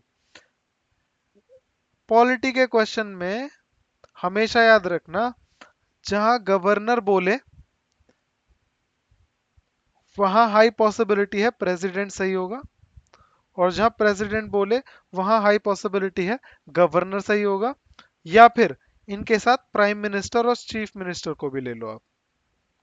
ठीक है, इनके साथ बहुत खेल किया जाता है, तो जहां भी इनका नाम आ जाए केयरफुली देखना कि या क्या ये सही हो सकता है या नहीं हो सकता। ठीक है, वैसे ये गलत है, यहाँ पर एक्चुअली प्रेसिडेंट सही होगा। प्रेसिडेंट डिक्लेयर डिसाइड करते हैं, रिकॉग्नाइज करते हैं, ना कि governor. The community declared as a scheduled tribe in a state need not to be so in another state. बिल्कुल सही है। अब अगर एक कम्युनिटी को शेड्यूल्ड ट्राइब बता दिया है किसी स्टेट में, तो जरूरी नहीं है ना उसे दूसरे स्टेट में भी शेड्यूल्ड ट्राइब बनाया जाए, क्योंकि स्टेट की पॉलिसीज अलग होती हैं हर स्टेट में। और ऐसा थोड़ी ना है, लेट से मीना कम्युनिटी है, मीना कम्युनिटी को if I am not wrong तो राजस्थान में स्केड्यूल्ड ट्राइब बताया गया है, लेकिन मीना कम्युनिटी को अरुणाचल प्रदेश में स्केड्यूल्ड ट्राइब बताने का क्या मतलब है? ठीक है, दैट इज वाई ये तो स्टेटमेंट सही हो जाएगा, B is the correct answer. फिर आते हैं 85th क्वेश्चन पे। With reference to union budget consider the following statements. The union finance minister on behalf of prime minister lays the annual financial statement before both the houses of the parliament। देखो आपको ये तो आपको पता है कि finance minister ही report lay down करते हैं। ठीक है, बस आपको ये नहीं पता कि ऑन हुज बिहाफ। अब होता क्या है, हम ये पढ़ते हैं कि president shall cause to be laid before the house the report annual financial report, ऐसा लिखा हुआ होता है। लेकिन आपको ये पता होना चाहिए, अब बहुत सारे लोगों ने इस स्टेटमेंट को इसीलिए गलत माना था कि प्राइम मिनिस्टर या प्रेसिडेंट होना चाहिए, लेकिन ये स्टेटमेंट गलत नहीं है। इस पे बहुत डिबेट हुआ था जब ये पेपर आया था, जब तक आंसर की नहीं आई थी। आंसर की आने के बाद भी बहुत लोगों ने बोला था, और मुझे अभी तक भी लगता है कि गलत हो सकता है ये। लेकिन मेरी अंडरस्टैंडिंग क्या कहती है, मेरी अंडरस्टैंडिंग ये कहती है कि भाई फाइनेंस मिनिस्टर जो है उनका प्रेसिडेंट से डायरेक्टली कोई लेना देना नहीं है। Finance minister is a member of the cabinet. ठीक है, सॉरी कैबिनेट बोलो, council of ministers. Council of minister is headed by prime minister. Prime minister का लेना देना होता है प्रेसिडेंट से, प्राइम मिनिस्टर ही इन दोनों के बीच में लिंक होते हैं। तो फाइनेंस मिनिस्टर जो है is working under prime minister, तो वो फाइनेंस मिनिस्टर जो काम करेंगे, जो भी करेंगे, वो प्राइम मिनिस्टर के लिए करेंगे, ना कि प्रेसिडेंट के लिए करेंगे। दिस इज लाइक सेइंग कि फॉर एग्जाम्पल, अगर आप एक कॉर्पोरेट ऑफिस में काम कर रहे हो, तो अगर जो मैनेजर है, ठीक है, अगर किसी भी लेट्स से डिपार्टमेंट का, किसी भी टीम का एक मैनेजर है, तो आप एज एन एम्प्लॉय आप मैनेजर को रिपोर्ट नहीं करते हो, आप अपने टीम लीडर को रिपोर्ट करते हो। टीम लीडर फिर मैनेजर से बात करता है, जो भी आगे उनका प्रोसीजर होता होगा। ये वैसा ही कुछ स्ट्रक्चर है कि जो भी काउंसिल ऑफ मिनिस्टर्स हैं, दे आर, जो वो रिपोर्ट करेंगे, जो वो काम करेंगे, वो प्राइम मिनिस्टर के लिए करेंगे, ना कि प्रेसिडेंट के लिए करेंगे। प्रेसिडेंट को रिपोर्ट करेंगे prime minister. Okay, that is why ये स्टेटमेंट हो जाता है सही। फिर आते हैं नेक्स्ट पे। At the union level no demand for grant can be made except on the recommendation of the president of India. ये तो हम लक्ष्मीकांत में पढ़ते ही हैं। डिमांड फॉर ग्रांट जो होती है on the recommendation of the president ही होती है, वैसे नहीं होती। तो ये सी हो जाएगा इसका, बोथ 1 and 2। फिर आते हैं, who of the following is the author of the books the India way, why Bharat matters. अब ये जो बुक है वाई भारत मैटर्स, ये उसी टाइम पे रिसेंटली, मतलब कंटेम्परेरी टाइम में ही रिलीज हुई थी, और सुब्रमण्यम जयशंकर इसका आंसर है। अभी अभी मैंने आपको एक चीज बताई थी, जो लॉन्गेस्ट होता है ऐसे रैंडम क्वेश्चन में, जो लॉन्गेस्ट ऑप्शन होता है वो ही आंसर हो जाता है। देखो सुब्रमण्यम जयशंकर हो गया यहाँ पर। मैं आपको पैटर्न चेक ही करा देता हूँ, इसके पीछे कोई, देखो मैं ये नहीं कह रहा फुल प्रूफ लॉजिक है इसके पीछे, नहीं, मैंने बस एक ऑब्जर्वेशन देखी, दिखी है तो मैं आपको बता रहा हूँ। गलत भी हो सकती है, लेकिन अभी तक हो नहीं रही है गलत। जो रैंडम वाले क्वेश्चन है उनकी बात कर रहा हूँ मैं, जो स्टेटमेंट वाले हैं उनकी बात नहीं कर रहा मैं। एक तो ये हो गया, देखो एक ये हो गया, कनाडा एंड द यूएसए, और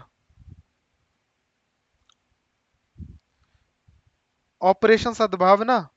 तो ये पैटर्न देखने को मिला है, इसलिए मैंने आपसे शेयर कर दिया, आगे भी दिखेगा तो मैं आपको बताता रहूंगा ये। आते हैं 87th क्वेश्चन पे, consider the following pairs country reasons for being in the news. ठीक है, न्यूज की बात है, करंट अफेयर से रिलेटेड है, बहुत डिफिकल्ट है नहीं। अर्जेंटीना उस टाइम इकोनॉमिक क्राइसिस में था, ये पता है। Sudan, war between countries regular army, और सूडान इस चीज के लिए अभी भी जाना जा रहा है। ठीक है, तो इसमें भी कोई प्रॉब्लम नहीं है। प्रॉब्लम यहाँ है कि टर्की टर्की ने नेटो की मेंबरशिप ही अपनी खत्म कर दी कि हम नहीं है मेंबर नेटो के। ये तो बहुत बड़ी बात हो गई, अगर ऐसा होता तो सुनने को मिलता, और सुनने को नहीं मिला था, that is why this is wrong. B is the correct answer. फिर आते हैं नेक्स्ट क्वेश्चन पे, question number 88। Sumed pipeline is a strategic route, Sumed pipeline की बात कर रहा है, is a strategic route for Persian Gulf oil. Persian Gulf oil की बात कर रहा है ये। अब ऐसे क्वेश्चन अगर आते हैं तो आप जल्दी से ना एक मैप बना लिया करो, छोटा सा, जैसा भी अगर आपको आता हो, अच्छा बेकार जैसा भी आपको आता हो, तो जिस रीजन की बात हो रही है वहां का मैप बना लो। तो ठीक है, अब पर्शियन गल्फ क्या है, ये है ये, दिस इज पर्शियन गल्फ। यहाँ हमारा ईरान आता है, और यहाँ पर गल्फ नेशंस आते हैं, Saudi Arabia, Kuwait, Qatar, UAE, Oman, ठीक है, बहरीन, ये सब, ये गल्फ नेशन आते हैं, तो इसे बोलते हैं पर्शियन गल्फ। ठीक है, अब गल्फ नेशन है, तो क्योंकि ये गल्फ है, ये जो ब्लू वाला पार्ट है ये गल्फ है, तो हम इन्हें गल्फ नेशन बोलते हैं जो इस गल्फ पे लाई करते हैं। जैसे कि कुवैत हो गया, कतर हो गया, बहरीन हो गया, यूएई हो गया, ओमान हो गया, इनको बोलते हैं हम गल्फ नेशंस। तो ये क्वेश्चन बोल रहा है गल्फ ऑयल, पर्शियन गल्फ जो है, गल्फ ऑयल और नेचुरल गैस शिपमेंट के लिए यूरोप को भेजने के लिए एक स्ट्रेटेजिक रूट है, सुमेध पाइपलाइन। तो मैं इसे बिल्कुल भी गलत नहीं मानूंगा। ठीक है, अब आते हैं सेकंड स्टेटमेंट पे। देखो इसके गलत होने के चांसेस इसलिए नहीं है, एक तो हमारा जो नाम है वो भी बिल्कुल अलाइन कर रहा है, और दूसरा भी, अगर अभी हम आगे पढ़ेंगे रिलेशनशिप बिटवीन स्टेटमेंट्स की बात जो करते हैं हम, ठीक है, म्यूचुअल रिलेशनशिप की बात जो करते हैं, ये फिर से बोल रहा है Sumed pipeline connects Red Sea with Mediterranean Sea. ठीक है, अब देखो, चलो मान लो फर्स्ट गलत है, सही है, मुझे नहीं पता अभी। ओके, अब ये बोल रहा है रेड सी को मेडिटेरेनियन सी से कनेक्ट करता है ये। तो आप देख रहे हो कि रेड सी यहां पर है, और मेडिटेरेनियन सी कहां पर है, यहां पर है। तो कहने का मतलब सुमेध पाइपलाइन कहीं यहां आती होगी, ऐसे कुछ इन्हें कनेक्ट करने के लिए। तो गल्फ ऑयल को लॉजिस्टिकली इस पाइपलाइन की जरूरत होगी कि नहीं होगी, बिल्कुल होगी। दैट इज वाई ये स्टेटमेंट भी सही हो जाएगा, और ये एक्सप्लेन भी कर रहा है करेक्टली। तो इसका ए हो जाएगा, both statement one statement two are correct and statement two explain statement one. 89th question, consider the following statements, the red sea receives very little precipitation in any form। ठीक है, ये बोल रहा है वेरी लिटिल, अगर ये no बोलता तो मैं गलत कर देता इस स्टेटमेंट को, वेरी लिटिल बोल रहा है। अब वेरी लिटिल क्या होता है, ये तो वैसे भी रेड सी तो वैसे भी डेजर्ट के पास है ना, अरेबियन डेजर्ट और सहारा डेजर्ट में उनके पास ही है। उस वाले रीजन में तो वैसे भी प्रेसिपिटेशन नहीं होती, आपको पता है। तो वेरी लिटिल बोल रहा है, वाटर डाउन है, मतलब डाइल्यूट कर रखा है स्टेटमेंट को इसने, तो इसको तो मैं गलत नहीं मानूंगा, ये तो बिल्कुल सही है। अब सेकंड देखो, no water enters the red C from rivers. अब this is my personal take, ठीक है, कि ये स्टेटमेंट होना चाहिए गलत, लेकिन यूपीएससी का जो आंसर की था उसमें उन्होंने दोनों को सही माना है। मैं कह सकता हूं ये गलत है, अब मैं क्यों कह रहा हूं वो आपको दिखा देता हूं, 1 मिनट, 1 मिनट दो आप मुझे बस। ये आ गया मैप्स, अब जल्दी से हम मैप में चेक कर लेते हैं। मुझे नहीं पता इन लोगों ने क्या सोच के गलत दिया है।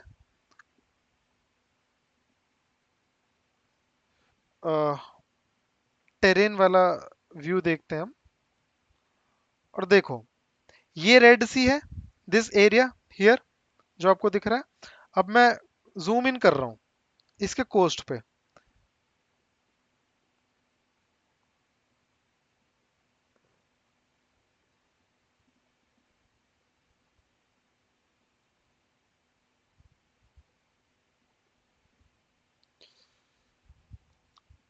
1 सेकेंड।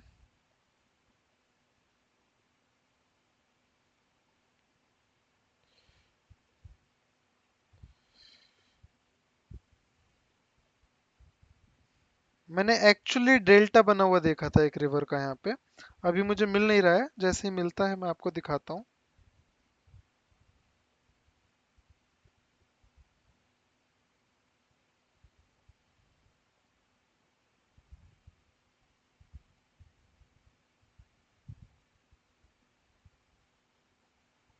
शायद वो किसी और व्यू में दिखेगा, सैटेलाइट व्यू। हाँ, इस वाले व्यू में दिखेगा वो, माय बैड। अब देखो ये कह रहा है रिवर से कोई पानी एंटर ही नहीं करता। अब ये क्या है, ये रिवर नहीं तो क्या है? और ये रेड सी की तरफ नहीं जा रही क्या? ये देखो इतना बड़ा डेल्टा बना रही है ये रिवर। कैसे मैं कह सकता हूँ कि कोई भी पानी एंटर नहीं करता है? ठीक है, ऐसी बहुत सारी चीजें जगह मिल जाएंगी। ऑल दो मैंने इसके एक्सप्लेनेशन जानने की कोशिश करी, तो उसमें बता रहा है कि वो सीजनल वो होते हैं, जो भी रिवुलेट्स बोल रहे हो कुछ भी बोल लो, उन्हें लोकली वादी बोला जाता है। अब इन्होंने रिवर की किस डेफिनेशन को माना है किसको नहीं माना मुझे नहीं पता, दैट इज वाई हम कह सकते हैं सही या गलत, लेकिन मैं मेरे हिसाब से ये इंटरप्रिटेशन यूपीएससी का गलत होना चाहिए। But who am I to decide, that is why उनके आंसर की तरफ तरफ जाएंगे हम, सी की तरफ। Although no water enters the red C from river, ये दोबारा आएगा तो भी मैं इसे यही बोलूंगा कि गलत है। Anyway, 90th question. According to the Environmental Protection Agency, अब आपका होमवर्क ये हो जाता है कि आप इसके बारे में पढ़ लेना कि ये है क्या। ठीक है, which one of the following is the largest source of sulphur dioxide emission. Largest source पूछ रहा है, ये पूछ रहा है locomotives using fossil fuels, ships using fossil fuels, extraction of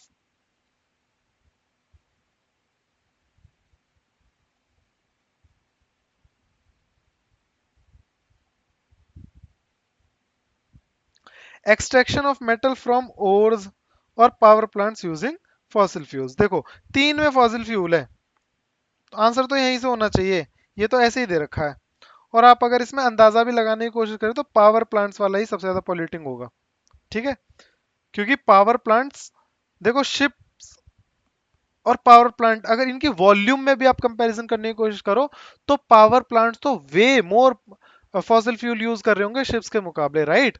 ऐसे ही लोकोमोटिव्स, वॉल्यूम पे भी बात करोगे तो भी पावर प्लांट्स इसका आंसर होगा। नहीं भी पता तो ऐसे ही लगा सकते हो सोच के इसके बारे में। 91 क्वेश्चन, ऐसे क्वेश्चन बहुत इजी होते हैं। There is instability and worsening security situation in Sahel region. ठीक है, बिल्कुल गलत मत मारना इसे, मुझे नहीं भी पता है कि नहीं है तो भी। अगर ये बोलता ना there is insecurity, sorry worsening security situation और इंस्टेबिलिटी इन कैटलोनिया, सार्डिनिया, ये कहीं भी बोल देगा मैं हाँ बोलूंगा, क्योंकि हमें नहीं पता वहां है ऐसा कि नहीं। ठीक है, और एक भी जगह उस रीजन में एक भी जगह दो घर के बीच में भी लड़ाई हो गई तो उसे वर्सनिंग सिक्योरिटी बोलेंगे ना, तो इसे गलत नहीं कर सकते हम। ऑल दो सहेल रीजन, ये वाला रीजन है अफ्रीका का, ये वाला रीजन जो है, ठीक है, ये सहेल रीजन हो जाएगा, जो आउटस्कर्ट पे, डेजर्ट के आउटस्कर्ट पे पड़ता है। तो ये सहेल रीजन में इंस्टेबिलिटी है, बिल्कुल सही है। There have been military take over coup detect in several countries of the Sahel region in the recent past. एक में भी हुआ होगा तो सही हो जाएगा, दैट इज वाई ये भी सही है। और ये इसका एक्सप्लेनेशन भी है, तो ए इसका करेक्ट आंसर हो जाएगा। देखो अभी सहेल रीजन की बात कर रहा है, अभी पीछे हमने एक क्वेश्चन सॉल्व किया था। अच्छा ये सूडान वाला है, नहीं सूडान तो सहेल रीजन में नहीं आता, कोई बात नहीं। 92nd, India does not import apples from the US of A. आपको सिखाया मैंने इंपोर्ट एक्सपोर्ट, अगर बोल रहा है एक्सपोर्ट करता है तो सही है, इंपोर्ट करता है तो सही है, इंपोर्ट नहीं करता गलत, एक्सपोर्ट नहीं करता गलत। बिल्कुल भी अगर वो ब्लैंकेट बैन लगा रहे हैं ना तो गलत है। ठीक है, तो ये गलत स्टेटमेंट हो जाएगा, और इसके गलत होते ही हमारा आंसर आ जाएगा डी। ठीक है, ऐसा हो ही नहीं सकता ना कि इंडिया इंपोर्ट नहीं करता यूएस से। यार कोई एक इंपोर्टर कहीं से कुछ भी करने के लिए, let's say किसी बेकरी में यूज करने के लिए या किसी एक्स वाई जी रीजन के लिए, किसी ने भी अगर एक इंसान ने भी इंपोर्ट कर लिया तो ये स्टेटमेंट हो जाएगा गलत। अब इंडिया की इतनी बड़ी पॉपुलेशन है, यूएस की इतनी बड़ी पॉपुलेशन है, इतने सारे लोगों का आना जाना है, how is that even possible कि एप्पल इंपोर्ट नहीं होता होगा। और कैलिफोर्निया एप्पल सब जानते हैं, नाम है कैलिफोर्निया एप्पल। ठीक है, अगर वो नहीं पता तो कैलिफोर्निया एप्पल नाम है, नाम से बिकता है वो। California oranges Apple, I don't exactly remember, जो भी है मतलब है यूएस का एप्पल। तो स्टेटमेंट टू देख लेते हैं, वैसे तो आंसर आ ही गया हमारा। In India the law prohibit the import of genetically modified food without the approval of the competent authority.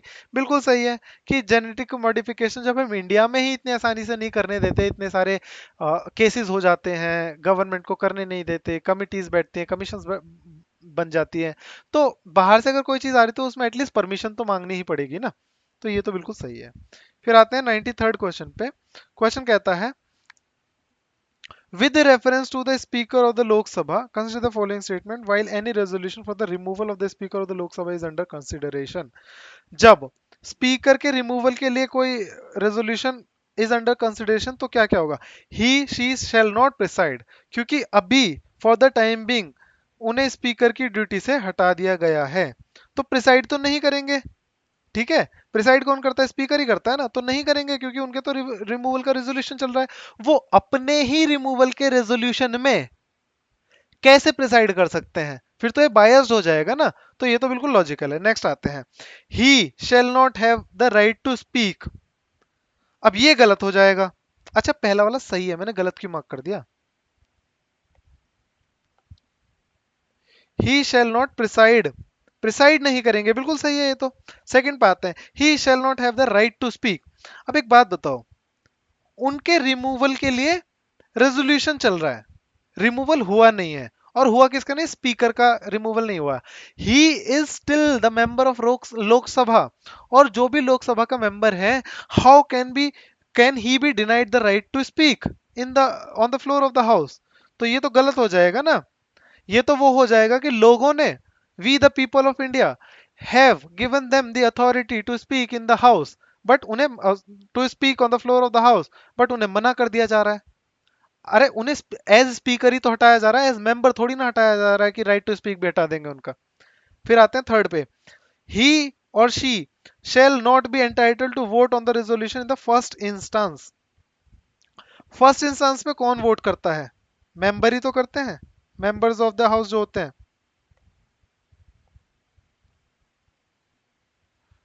ठीक है, फर्स्ट इंस्टेंस मतलब जब भी रेजोल्यूशन को लिया जाता है वोटिंग के लिए तब। तो ये तो गलत हो जाएगा, ही is still the member of the house. वो भाई अगर उनके खिलाफ कोई रेजोल्यूशन चल रहा है तो वो वोट तो कर ही सकते हैं कि मैं इसके खिलाफ हूं या मैं इसके सपोर्ट में हूं रेजोल्यूशन के।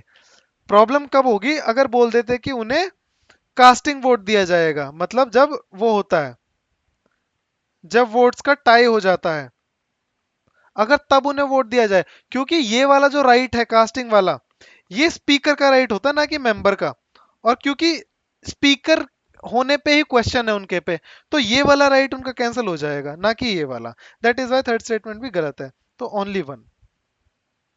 ठीक है, फिर आता है 94th क्वेश्चन पे, with reference to the parliament, Indian parliament consider the following statements, a bill pending in the Lok Sabha lapses on its dissolution. Okay, तो अगर लोकसभा को डिसॉल्व कर दिया जाए तो जो बिल है लोकसभा पे जो पेंडिंग था वो लैप्स हो जाएगा।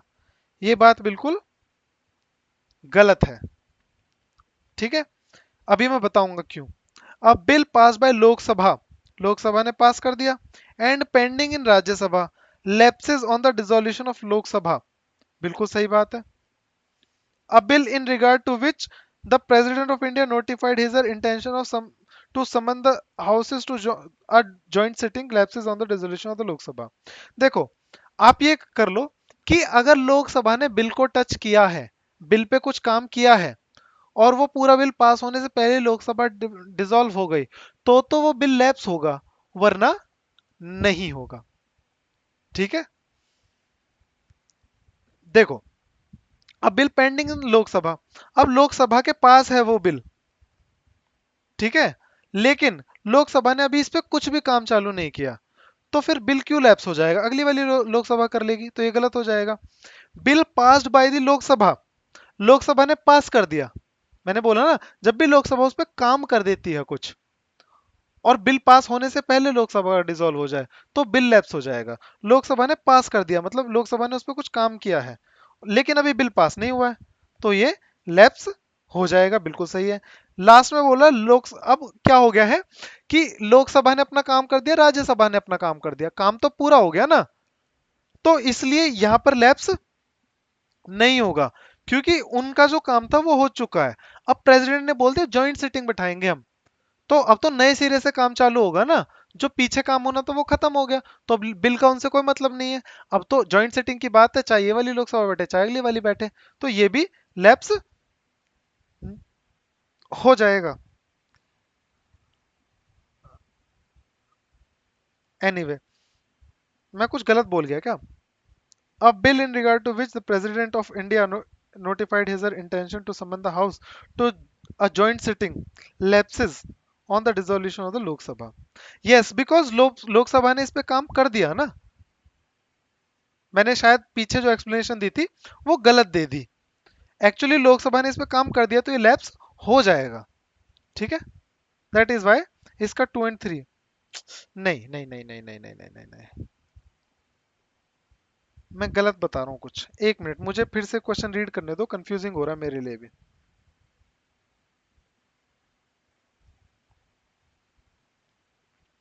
अब बिल, थर्ड वाला पढ़ रहा हूं मैं, a bill in regard to which the president of India notified his her intention to summon a house to a joint sitting lapses on the dissolution of the Lok Sabha. Lapse हो जा रहा है ये बोल रहा है, ये स्टेटमेंट गलत है, लैप्स नहीं होता, क्योंकि लोकसभा राज्यसभा अपना काम कर चुके हैं, काम खत्म हो गया है। ठीक है, अब जॉइंट सिटिंग बुलाई गई है तो वो कोई भी कर सकता है, तो ये स्टेटमेंट गलत होगा थर्ड वाला, और फर्स्ट एंड सेकंड स्टेटमेंट सही होंगे। इसका आंसर होगा बी, ना कि सी। फिर आते हैं 95th क्वेश्चन पे। With reference to the parliament of India consider the following statements. ठीक है, स्टेटमेंट्स क्या है? Prorogation of a house by the president of India does not require the advice of the council of ministers. ये तो गलत बात हो गई, काउंसिल ऑफ मिनिस्टर की एडवाइस तो चाहिए होती है हाउस प्रोरोग करने के लिए। भाई प्रेसिडेंट जो है, जो हम बोलते हैं कि प्रेसिडेंट ये करेंगे वो करेंगे, वो कब करते हैं? On the advice of the council of ministers ही तो करते हैं। हाँ, कुछ उनकी डिस्क्रिशनरी पावर्स होती हैं, लेकिन वो गिनी चुनी है, और वो इनमें से एक नहीं है, तो ये तो गलत हो जाएगा। Second, prorogation of a house is generally done after the house is adjourn sine die, but there is no bar to the president of India proroguing the house which is in session. बिल्कुल सही है। देखो ये बोला generally, मतलब ये dilute कर रहा है स्टेटमेंट को, कि जनरली तब होता है, लेकिन प्रेसिडेंट की मर्जी वो कभी भी कर सकते हैं। प्रेसिडेंट की मर्जी मतलब on the advice of council of ministers. ठीक है, तो ये स्टेटमेंट सही हो जाएगा। और जब भी प्रेसिडेंट की पावर को लिमिट करने की कोशिश करे कि प्रेसिडेंट ये नहीं कर सकता, प्रेसिडेंट वो नहीं कर सकता, जनरली वो स्टेटमेंट्स गलत होती हैं। This is an pattern, this is an evolving pattern in civil service के प्रीलिम्स के पेपर में। ठीक है, जब भी प्रेसिडेंट की पावर को लिमिट करके दिखाया जाता है तो वो स्टेटमेंट यूजुअली गलत होती है, और प्रेसिडेंट की पावर को बढ़ा के दिखाया जाता है तो वो स्टेटमेंट यूजुअली सही होती हैं। थर्ड पे आ रहे हैं, dissolution of Lok Sabha is done by the president of India who save in exceptional circumstances does so on the advice of council of ministers। अभी हमने फर्स्ट स्टेटमेंट में ये बात पढ़ी ही थी, तो 2 और 3 इसका आंसर हो जाएगा। Moving to the next question. Consider the following statements. Statement 1. The European parliament approved the net zero industry act recently. European parliament है नेट जीरो इंडस्ट्री एक्ट उन्होंने पास किया है। ठीक है। अब देखो यूरोपियन पार्लियामेंट ने किया है नहीं किया मुझे नहीं पता। ठीक है, हो सकता है किसी और ने किया हो। ठीक है। Net zero act, net zero से तो आपको समझ में होगा कार्बन नेट जीरो की बात हो रही है कि जितना रिलीज करेंगे उतना ही सिक्वेस्टर भी करेंगे, तो ये कार्बन से रिलेटेड है। आपने ये भी देखा होगा कि यूरोपियन यूनियन जो है कार्बन पे बहुत काम कर रहा है, कार्बन एमिशंस पे। तो ये स्टेटमेंट सही होने की पॉसिबिलिटी है, लेकिन मुझे नहीं पता कि यूरोपियन पार्लियामेंट ने किया है नहीं किया। लेकिन जब सेकंड स्टेटमेंट यूरोपियन यूनियन की ही बात कर रहा है तो मैं इस स्टेटमेंट को सही मान लूंगा। और ऐसी चीज में, ऐसा पैटर्न मैंने आपको कितनी बार दिखा दिया, HCS हरियाणा सिविल सर्विस वाले पेपर में भी, वो यहाँ पर भी होता है। अभी हम आगे देखेंगे, पहला ही पेपर कर रहे हैं इसलिए ज्यादा स्टेटमेंट ऐसी देखी नहीं है, दो तीन तो देख चुके हैं हम। लेकिन जब सेकंड स्टेटमेंट भी यूरोपियन यूनियन की बात कर रहा है तो ये जो एक्ट है ये यूरोपियन पार्लियामेंट ने पास किया होगा, इसमें कोई प्रॉब्लम नहीं है। Intends to achieve carbon neutrality by 2040 objective. ठीक है, यहां तक 2040 हो सकता है मुझे नहीं पता, लेकिन ऑब्जेक्टिव है, फैक्ट है, इसलिए मैं अभी डाउट कर रहा हूं इस पे। एंड, अब देखो ये भी टेक्निक मैंने आपको सिखाई, जब एंड करके और उसे आगे एक्सटेंड करे एक्सप्लेन करे तो यूजुअली वो गलत कर देता है आगे वाला पार्ट।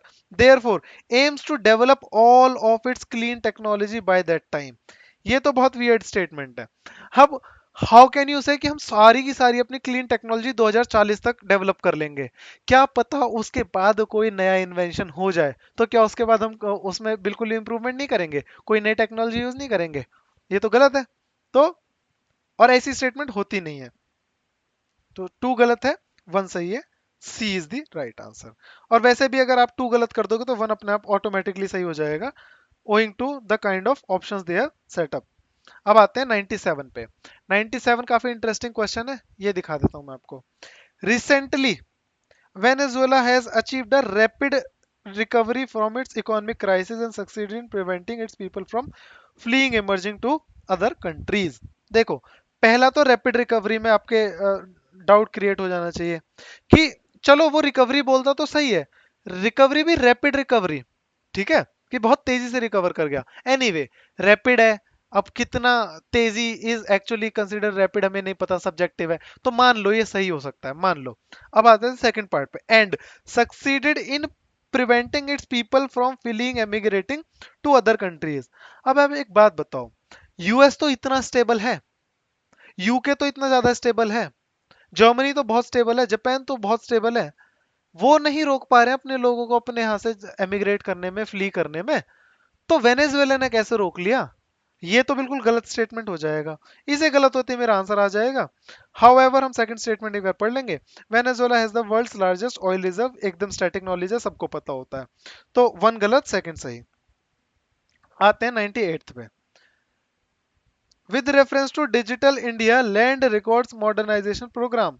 अब इसके बारे में ये आपको होमवर्क है, पढ़ के आना क्योंकि दोबारा आ सकता है। ठीक है, कंसिडर द फॉलोइंग। अब ये क्या है, लैंड रिकॉर्ड के मॉडर्नाइजेशन की बात कर रहे हैं। जब लैंड रिकॉर्ड के मॉडर्नाइजेशन की बात करते हैं तो चलो क्वेश्चन मत पढ़ो, क्वेश्चन से पहले ही क्या हो सकता है लैंड रिकॉर्ड का मॉडर्नाइजेशन? कि उसे डिजिटल किया जाए, ऑनलाइन सारा डेटा स्टोर किया जाए। दूसरा, ऑनलाइन मैप्स वगैरह सैटेलाइट का यूज करके बना सके, मैपिंग वगैरह कर सके प्रॉपर, है ना। रिकॉर्ड कीपिंग की बात हो सकती है, हो सकता है इसे ब्लॉक चेन में डाल दें इस डेटा को, जिससे कि हर कोई छेड़खानी ना कर पाए, कि फिर जमीन की ओनरशिप बिल्कुल वेरीफाई हो जाएगी ना किसकी है, कोई भी ऑफिशियल छेड़खानी नहीं कर पाएगा डेटा के साथ। तो यही सब होगा मॉडर्नाइजेशन में। अब पढ़ते हैं हम क्वेश्चन को। To implement the scheme the central government provides 100% funding. ठीक है, अभी हम इसे डाउट में रख लेते हैं। Under the scheme cadastral maps are digitised. अब कैडेस्ट्रल मैप का मतलब आपको भले ही नहीं पता हो तो भी आप इसे गलत नहीं करेंगे, क्योंकि कैडेस्ट्रल एक ऐसा वर्ड है जिसे हम जनरली नहीं पढ़ते। और मैंने आपको बताया कॉम्प्लेक्स डिक्शन, कॉम्प्लेक्स वोकेबलरी हमेशा सही होती है, हमेशा तो नहीं बोलूंगा, देखो cut me some slack for that, लेकिन हाँ most of the time it is right. अब आते हैं हम नेक्स्ट पे। 3, an initiative has been undertaken to transliterate the records of rights from local language to any of the languages recognise the constitution of India. कोई problem नहीं है इसमें, local language है लेकिन लैंड रिकॉर्ड दूसरी लैंग्वेज में रखने की कोशिश कर रहे हैं, बिल्कुल सही है। अब आ जाते हैं हम फर्स्ट पे। फर्स्ट को आप गलत मानने का सोचोगे 100% फंडिंग देख के, लेकिन ये गलत नहीं है, क्योंकि देखो दो टाइप की स्कीम होती है, सेंट्रल सेक्टर स्कीम, ठीक है, और एक होती है सेंट्रली स्पॉन्सर्ड स्कीम। तो सेंट्रल सेक्टर स्कीम होती है वो 100% फंडेड होती है सेंट्रल गवर्नमेंट से। स्पॉन्सर्ड में क्या होता है, स्टेट गवर्नमेंट के साथ मिलकर फंडिंग डिसाइड करी जाती है कि कितना कितना फंडिंग करेंगे। 50-50 होता है, 70-30 होता है, 90-10 होता है, अलग अलग शेयर्स होते हैं, ठीक है। अब आप नाम पढ़ो इसका, डिजिटल इंडिया लैंड रिकॉर्ड्स, ठीक है। ये डिजिटल इंडिया, पैन इंडिया की बात हो रही है, तो पैन इंडिया तो सेंट्रल सेक्टर स्कीम ही होगी ना, और पैन इंडिया अगर सेंट्रल सेक्टर स्कीम है तो 100% फंडिंग होगी, तो ये सही हो जाएगा, D is the correct answer. 1 2 3। एक बार प्लीज वेरीफाई जरूर करते चलना, आई एम नॉट रियली श्योर इसका ये आंसर होगा ही कि नहीं, लेकिन मुझे यही लग रहा है अभी, तो मेरे हिसाब से यही आंसर है। आप प्लीज वेरीफाई कर देना, कमेंट सेक्शन में मुझे बता देना इफ आई एम रॉन्ग। इसमें ही नहीं, किसी भी क्वेश्चन में अगर मैं आंसर गलत देता हूं तो please do let me no. गलती मुझसे भी हो सकती है, सबसे हो सकती है, राइट। ऐसा नहीं है कि मैं रट के आया हूँ आंसर्स। हाँ, मैंने आंसर की देखिए, मैंने पेपर सॉल्व किए हैं, बट ऑब्वियसली मुझे रटा हुआ नहीं है। विद रेफरेंस टू द प्रधानमंत्री सुरक्षित मातृत्व अभियान, सुरक्षित मातृत्व अभियान मतलब मदर मदरहुड के प्रोटेक्शन की बात कर रहा है, राइट। सेफ मदरहुड की बात कर रहा है ये। सेफ मदरहुड मतलब वही क्या होगा कि इंस्टीट्यूशनलाइज डिलीवरी होनी चाहिए, और न्यूट्रिशन वगैरह की बात हो रखी होगी, देखते हैं। दिस, आते हैं फर्स्ट पे, this scheme guarantees a minimum package of antenatal care services to women in their second. Antenatal care services, antenatal क्या होता है, प्री या post?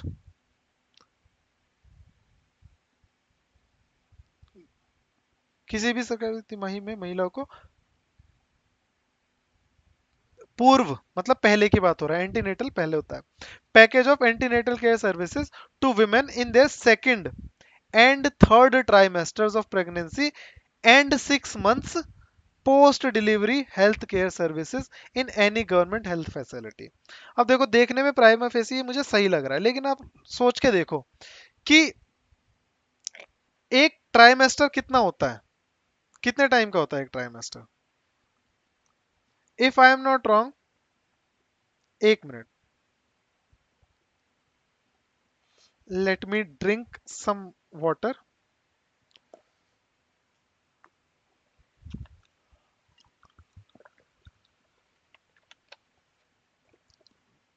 If I am not wrong, trimester होता है 3 months का, तो ये बोल रहा है, अब ट्राइमेस्टर 3 months का होता है, 9 months की प्रेगनेंसी होती है, मतलब 3 ट्राइमेस्टर होते हैं, और ट्राई से भी समझ में आ रहा है वो हमें कि ट्राइमेस्टर क्या होता है।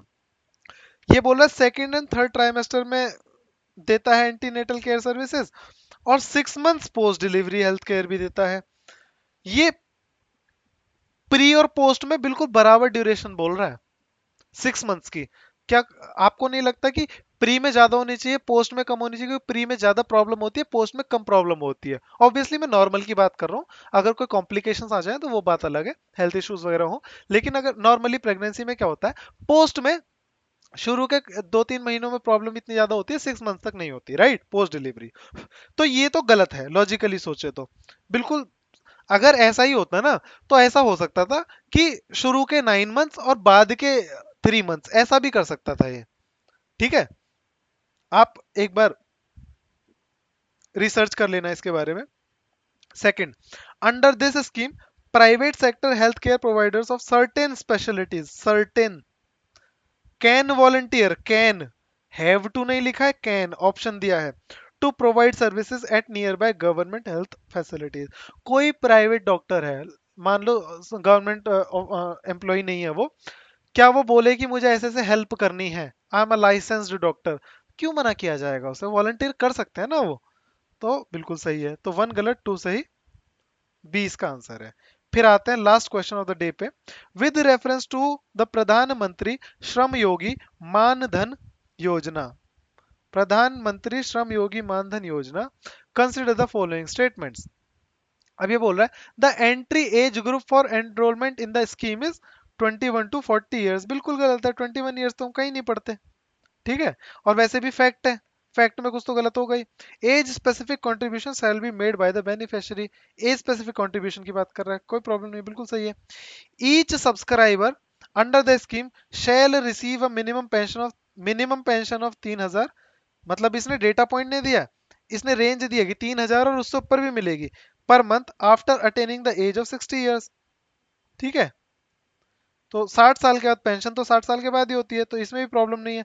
ऑल ये देख के हमें डेटा लग रहा है हम गलत बोलने की कोशिश करेंगे, लेकिन सब कुछ प्रॉब्लमेटिक नहीं है यहाँ पर। देखते हैं, अभी डाउट में रखते हैं इसे। Family pension is applicable to the spouse and unmarried daughters. देखो स्पाउस की बात कर रहा है, सही है। अनमेरिड डॉटर्स, डॉटर डिपेंडेंट ना हो, अर्निंग डॉटर हो तो, और अगर डॉटर है तो सन क्यों नहीं। अब आप कहोगे कि विमेन एम्पावरमेंट, अरे विमेन एम्पावरमेंट है लेकिन डिस्क्रिमिनेशन थोड़ी ना हो सकता है एम्पावरमेंट के नाम पे, तो दिस इज रॉन्ग, ठीक है। अब मुझे पता है 1 और 4 रॉन्ग है, 2 सही है, थर्ड का डाउट है, तो देखते हैं। 1 और 4 नहीं आना चाहिए, गलत। 1 और 4 नहीं आना चाहिए, गलत। और 2 मेरा आना चाहिए, तो 2 आ रहा है, 2 और 3 आ रहा है। जिसमें ज्यादा वाले हैं वो मैं पकड़ूंगा, ठीक है। और वो मैं इसलिए भी पकड़ूंगा क्योंकि मुझे यहाँ प्राइमा फेसी कुछ गलत दिख नहीं रहा है। पेंशन 60 साल के बाद मिलती है, और ये बोल रहा है मिनिमम पेंशन 3,000 की, 3,000 से ऊपर भी मिल सकती है, तो इसमें भी कोई प्रॉब्लमेटिक चीज होनी नहीं चाहिए। दैट इज वाई बी हमारा करेक्ट आंसर हो जाएगा। हेंस हम 2024 के पेपर को कंप्लीट कर चुके हैं। That is all for the day, thank you for watching the video. अगर आपको कोई डाउट्स हैं या फिर कोई सजेशंस हैं, please do let me know. Thanks for watching, take care.